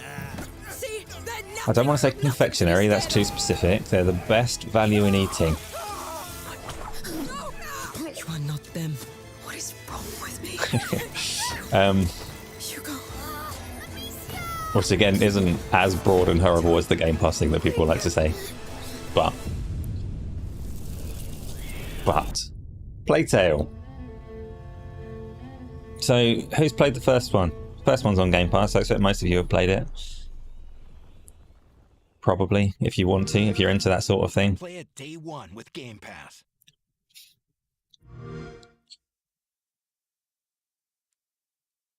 Not better than Haggis. Not sure about that one. So Rims has played it. So are you fans? Have we got fans of the first Plague Tale here? I haven't played it, and I probably won't play it because Tony, I'll get to that in a minute. It's a stealth game, and I don't really play stealth games. I've explained my reasoning many a time. I'm so naturally stealthy in real life. I'm virtually undetectable. And when you're that powerful a ninja, stealth in games just doesn't get the adrenaline up. It's boring. And I'm half serious when I say that. Wayne, good to see you. I'm half serious when I say that. I think games simulate wild things that are silly and unrealistic. But stealth for me, I think like people have such an innate understanding of what it's like to be perceived by a person. Like you don't sneak up to someone with the intention of assassinating them, but everybody's tried to be quiet. Everybody knows like how people are perceiving things, and everybody has noticed people sneaking. And stealth games don't capture it at all for me. They feel more like Frogger. Stealth games are Frogger. They're like little visual puzzles. If you remember Frogger with the things, and you have to time like when you can move through the river or the road or whatever to hop on the logs. Tony, I sneak up to VR, put it all on. Yeah, sure. I can sneak in VR because everything is more fun in VR. But stealth games, like I know that games, like I'm sure running around on a rampage with a gun. I don't want to say anything like, I know that this is a sensitive topic in some areas where people actually do that, but it's a distant fantasy here, and I have no experience of it. So if you give me a game where I have to run around like a lunatic blowing up demons, it's believable enough. I'm having fun. But stealth, like I have experience of what it's like to sneak, and it's not like this. So I don't enjoy patience puzzles. And I'm not particularly keen on puzzles in games either. But stealth games, I can't enjoy them very much. I played like Metal Gear Solid through. I think that was the game that convinced me that I don't like stealth games. Because stealth was like, the game was massively well rated and I didn't particularly enjoy it. And that has lots of dodging the spotlights. Like guards have this cone vision and you have to time when you walk out and all that kind of crap. I've never really like got into stealth games since. Rims, I might leave a trail of sweat everywhere, and I'd recognise when that was going to be perceived and when it wasn't. Yeah, so the worst kind of stealth games for me are ones where like the punishment for being detected is either instant death or a hard reset, go again. If you've got stealth elements to a game where you can choose to approach a situation without being seen if you want to, but if you are seen, like behave and react accordingly and carry on, that can be fun. But if you've got Wayne, nobody gets to disagree with me. That's not how this works. No, of course you can disagree. Like I know other people like stealth games, so we've all got our own tastes in games. Nothing wrong with that. For me, stealth is not hugely fun. So for that reason, Plague Tale Requiem, whatever, isn't on my radar as a thing to play. I haven't played the one before it. The combat trousers are necessary for stealth in some environments, yes. But it looks really nice, right? So the first one, Requiem, yes. The first one, a lot of people like. I haven't touched it for the aforementioned reasons. The second one, visually, and this is when I say that the stream did it no favors, they've gone for really high fidelity like textures and like the localized lighting, the illumination and all the rest of it, ambient occlusion, all the rest of it. The surfaces in that game look gorgeous, and you could get a sense that they did in the trailer on stream. But because it's quite dark, and dark scenes suffer the most in compression over a stream, because the game was quite dark, most of that fine detail that it packed in just didn't show up. So if you got a chance to go and watch that one at a higher quality, even if you haven't got a 4K screen, even if you watch it at on your phone or whatever, it'll look a lot better in the trailer that you can watch rather than the live stream. So go and give that a watch. It does look nice. I don't know much of the story and the rats and all the rest of it because I didn't play the first one, but I'm glad it's good for other people. And this is one where, even though it's on Game Pass, this fine value service, I probably won't even download it and play it because I know that it's not my kind of thing, and time is at a premium. Tony is scrambling eggs right now. Who else wants their eggs cracked? So when I was like a teenager, that was a joke that the French were very into. I went on a French exchange and they were obsessed with people wanting their eggs cracked as innuendo.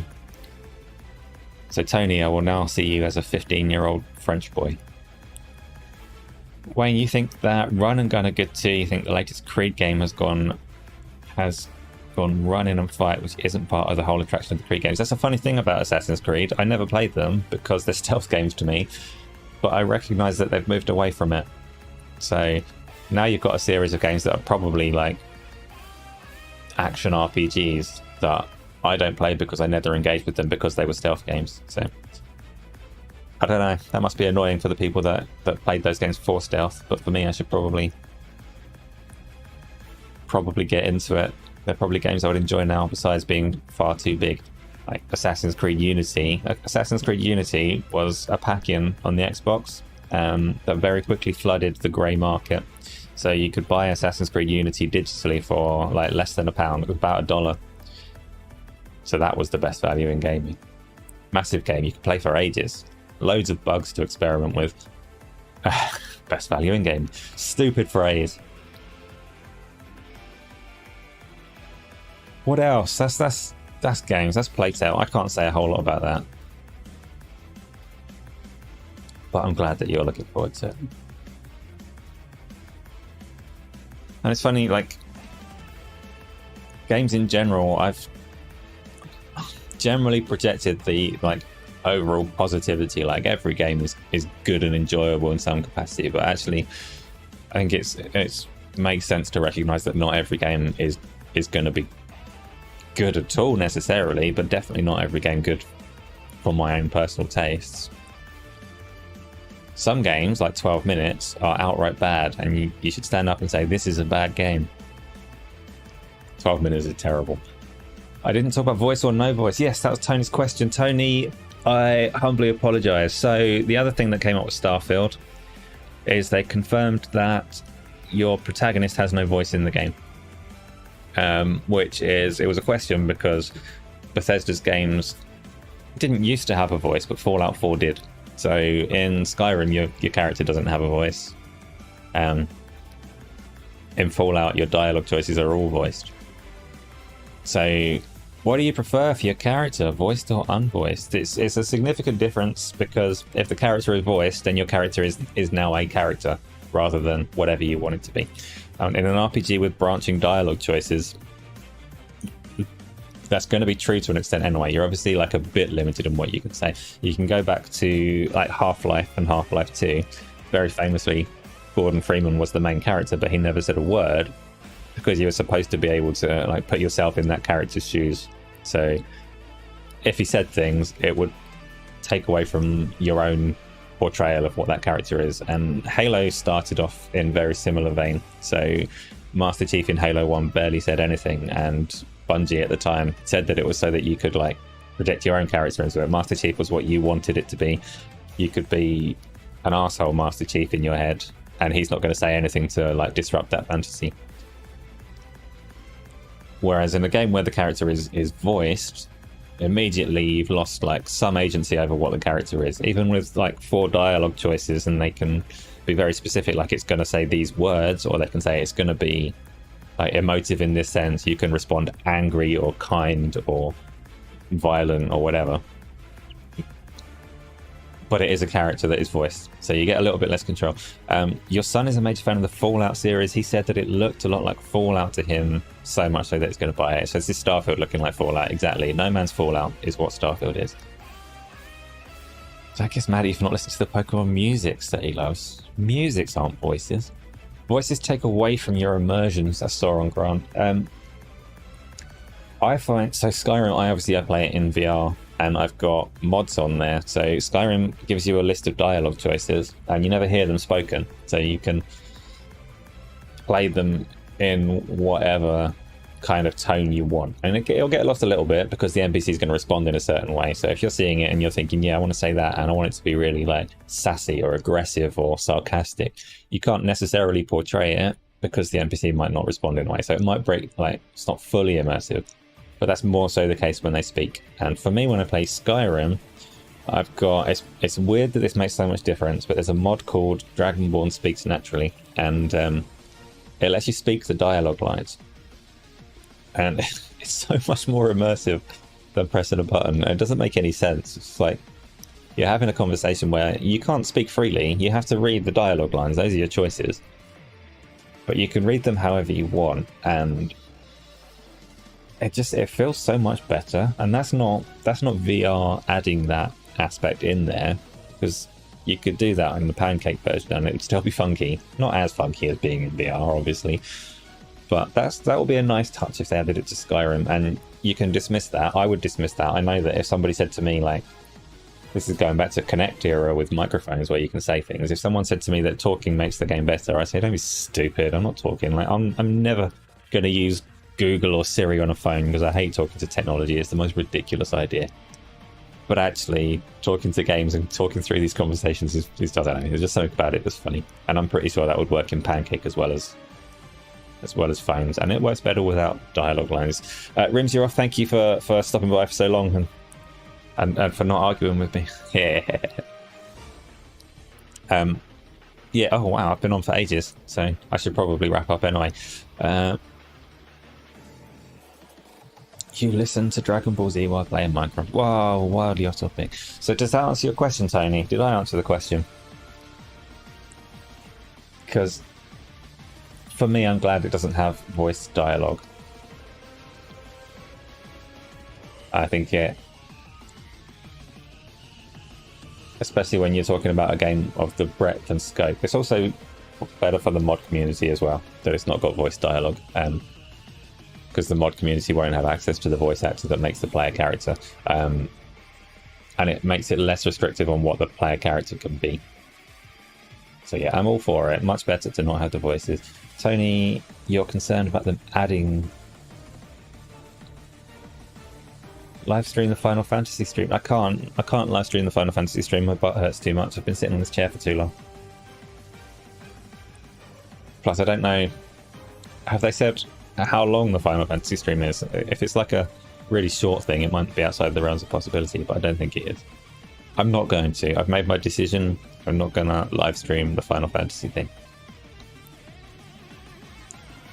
What else have we got, though? I can go a little bit longer if there's people here that want to go a little bit longer. So what other games? Let's talk about Redfall. That's the other big one we haven't touched on yet. So, who likes... What are those games called that studio makes? Begins with D. Dishonored. Who likes Dishonored? What's Redfall? Ho ho ho, good thing you asked. I'll bring up the trailer. Ah, I pressed the wrong button. Wait for it. Wait for it. There's the Softworks, Arcane, Austin. Alright. Redfall is this. So it's made by the studio that did the Dishonored games. Those are stealth games, so I haven't really played them very much, obviously. It's good that they're not doing another zombie game. So Arcane are quite renowned for their like open, quite clever level design, which is the most appealing thing that Redfall has going for it to make it stand out from the other games that it looks like. It looks a lot like, or it has elements that are very familiar from games like Left 4 Dead, Back 4 Blood, the Alien one of the same, the Darktide one that's coming out. Like, there's a lot of co-op games that are kind of this ilk. The trailer for this one, I'm a little bit mixed on, to be honest. A little bit mixed. It's looks nice enough. Nothing that's gonna like drop your jaw or anything, but it's competent. It looks nice enough. It looks like it's in a nice polished position, ready to release fairly soon. Obviously, it's only just been delayed, so it was due to release September, whenever it was going to be. It's been delayed to early next year, but unlike Starfield, this one does look pretty polished and ready to go. What I find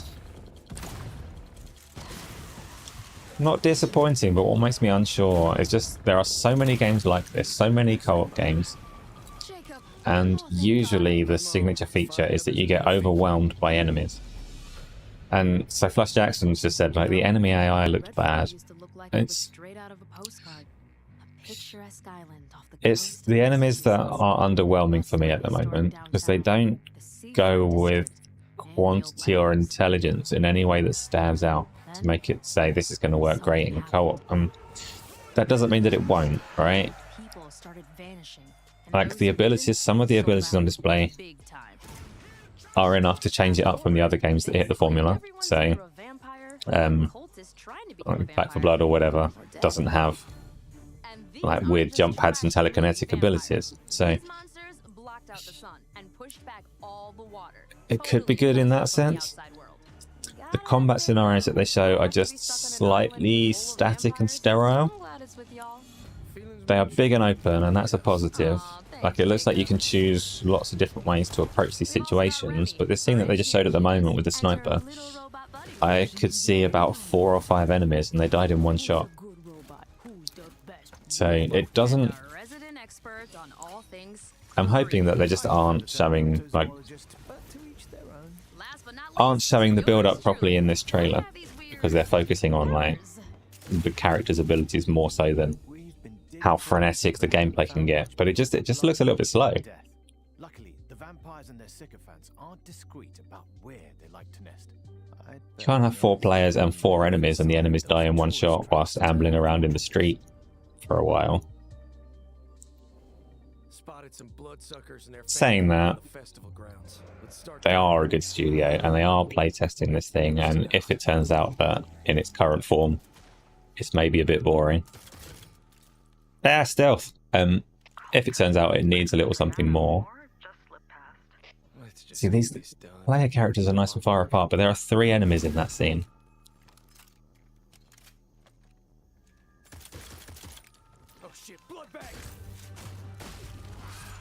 But, you know, it's a trailer, it's not the game. So I think I'd still say I'm leaning towards this will be a good game. Not sure it'll be better than the Warhammer Darktide game. So I'm going to bring that up. That's going to be the last one that we talk about, because Warhammer Darktide, I'll let this trailer play out, because why not? But Warhammer Darktide is another game. Oh, I just pressed something. That's not a thing. I don't know what I just pressed. I made the trailer go forwards or backwards. What is that? Warhammer Darktide is another 4-player co-op. Like Vermintide, like Left 4 Dead, like Back 4 Blood, like... well, I don't know. There's so many of them. I'm going to skip Back 4 Blood now. We've had enough of Back 4 Blood, haven't we, everyone? Yeah, we have. So we skip down to there. And I'm going to find Darktide. Because Darktide is, like, the opposite in that it doesn't necessarily show the characters in their best light, but it very much piles on the numbers of enemies in the way that Back 4 Blood and Left 4 Dead do, which Back 4 Blood and Left 4 Dead do.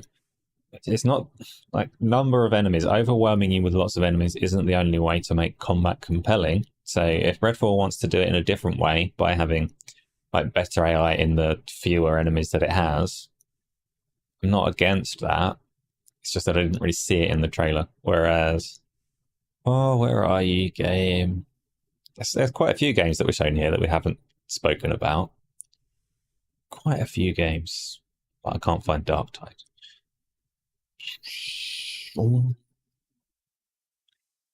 Pretty Fall Guys, Dusk Falls was a weird one.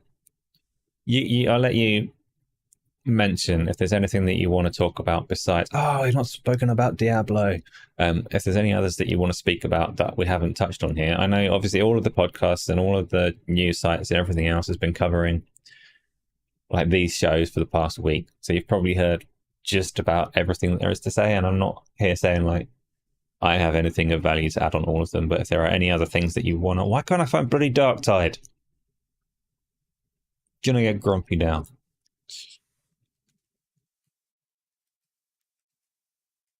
Darktide trailer searching. Yeah, if there are other games that you want to touch on, say so, and we'll do that. But here comes Darktide.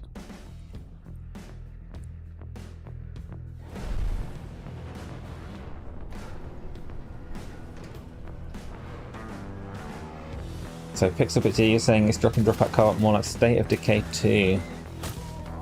It's not like Back 4 Blood to say. See, they can say it's not like Back 4 Blood, but they also show that exploding enemy. And they have a dialogue line where they're like, oh, we've got a burster. It's not a burster, I can't remember what they call it, but it rings very similar to Back 4 Blood. Master of mankind, grant us strength.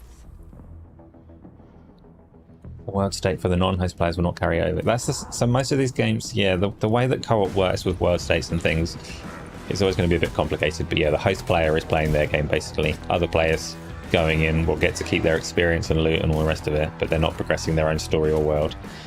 Well, that's kind of standard fare for that kind of game, though. You did Fall Guys in real life. We're not talking about Fall Guys. Fall Guys is terrible. Real life Fall Guys, sure. I'm glad you had fun with that. But Fall Guys, the game, blah, blah. It's a shame because it's nearly good. It's just not quite. When you heard Fall Guys, you instantly went to the old TV show.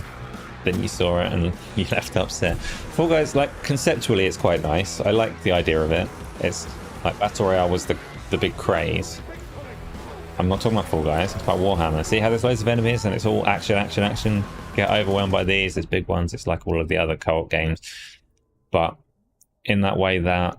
Oh, that's an old trailer, bloody hell. Coming 2021. Don't think that was the most recent gameplay. Let's try that again, shall we? Find the one from the recent showcase. I was only half watching, so... let's go with... I don't really want all of these. Fat Shark, you'll do.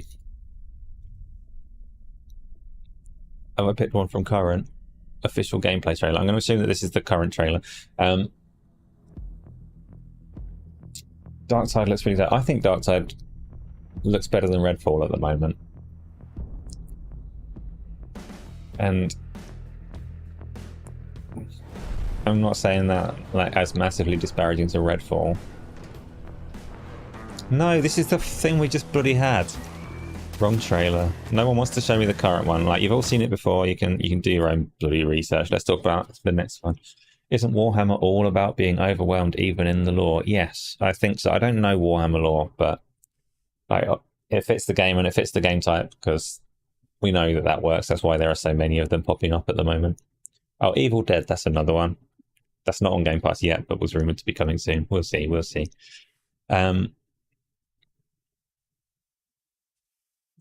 So Fall Guys is going free to play and coming onto the other platforms. It launched on PlayStation Plus. So it was already kind of free anyway, but it's been on PlayStation Plus and Steam, and it was really, really popular when it came out. It's a battle royale game that isn't really a battle royale. So instead of shooting each other, you had to do various game show like challenges. And it should have been really good, but it doesn't play. Oh, Wayne, you bought Evil Dead. I hope it doesn't come to Game Pass then for you. Or that it does, so that you've got more people to play with. Whatever works best for you, I hope that happens.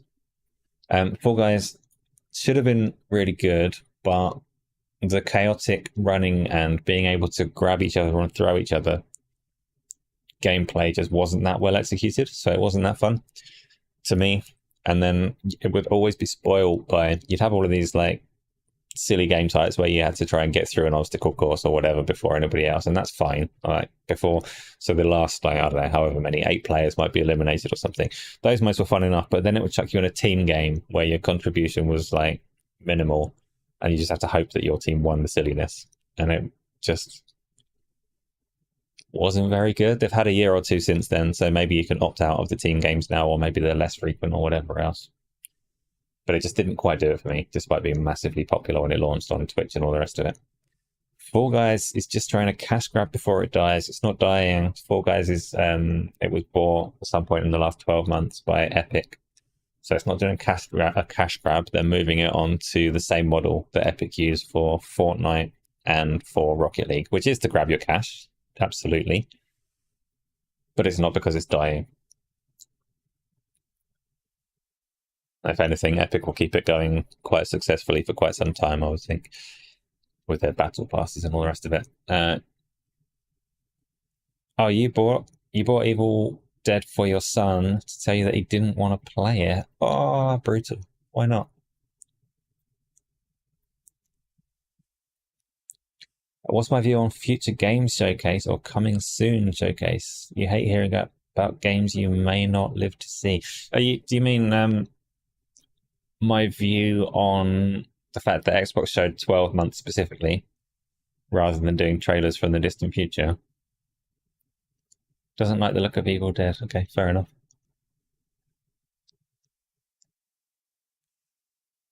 Oh, questions coming in. I guess that is kind of the point. Right, let's go through these. My most anticipated 2022 release now is probably High on Link.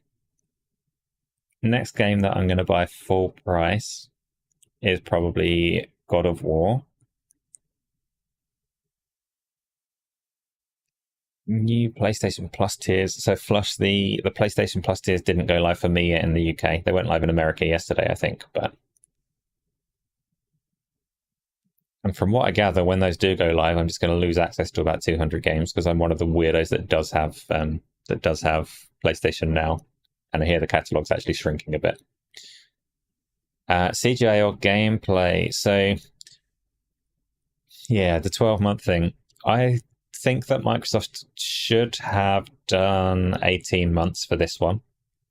I think their 12-month window, I like the idea of it being gameplay. Everybody's always telling them, like, we want to see gameplay, show us gameplay. We don't care about these trailers for games that are years out. I think 12 months possibly limited them a little bit too much on the heavy hitters. I don't think anybody would have left that show disappointed if they had shown some of the things that they've got holiday next year, which will be their heavy hitters. But it's also, someone Twitter messaged me asking what I thought about the 12-month thing, whether I thought it was related to Starfield and Redfall being delayed. I don't. I think Microsoft needs to move the way that they're doing their shows to a cadence that makes sense for the new pipeline of games that they've got.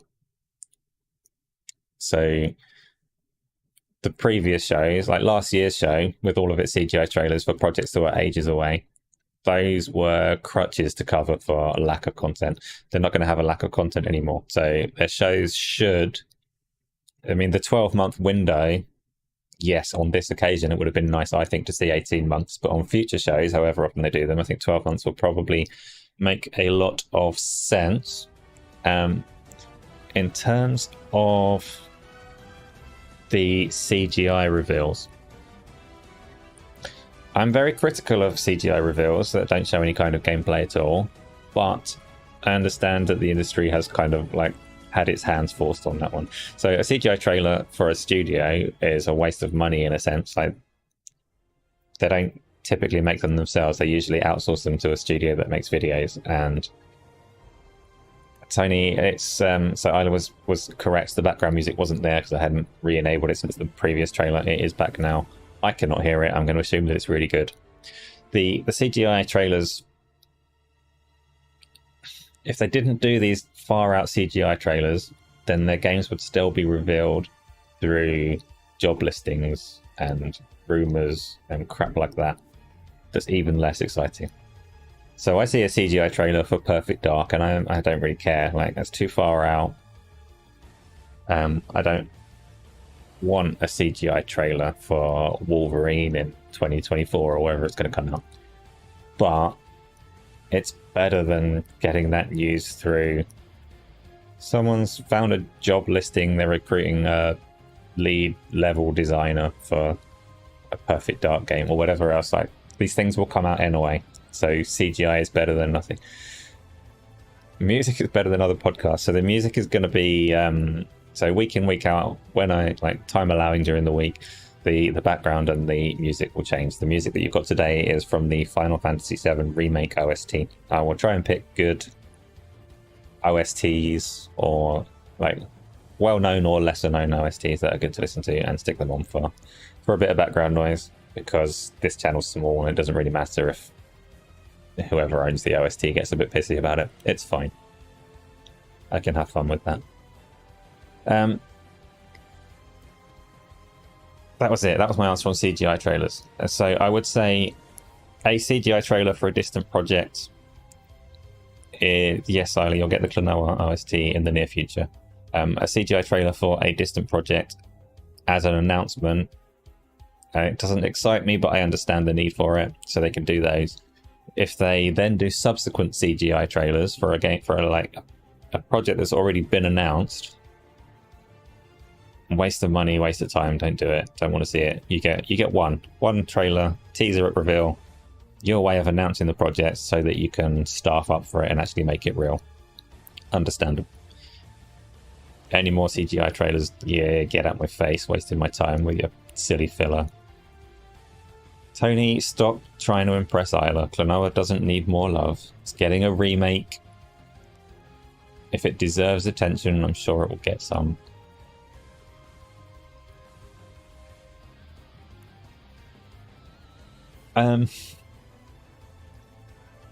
Too long. I've run over 2 hours. It's too long. So, unless there's anything desperately pressing, I think that's the end for this week. Too many erms as well. I'm saying ermine things a lot. It's my brain slowing down. It's getting late. My coffee ran out. So I am going to finish up there. Thank you very much for coming by and talking to me. It makes all the difference. I couldn't just sit here and talk to myself for 2 hours. I'd be way bored of myself. So you lot come and make it interesting. I will be doing something tomorrow. I don't have my VR headsets, so I need to figure out my pancake gaming. I will stream something tomorrow. Maybe Total. In fact, if anybody has any preferences, the choices are Total War, Warhammer, Guardians of the Galaxy, Horizon Forbidden West. There was another one. I can't think of it, but I'll take suggestions on things that you want to see, because I will stream something pancake tomorrow, and then Saturday's go live, and we'll press on from there. One vote for Warhammer. It's probably going to be Warhammer. Back 4 Blood's not an option. You can't have it, Wayne. You have to stick to the prescribed list, but we've done that one before. It's another got to stop saying Thanks everyone for coming by. Enjoy your afternoon, evening, weekend, rest of your lives. Let's be generous with it. Enjoy it all, and I will see you on another one. Game on daily.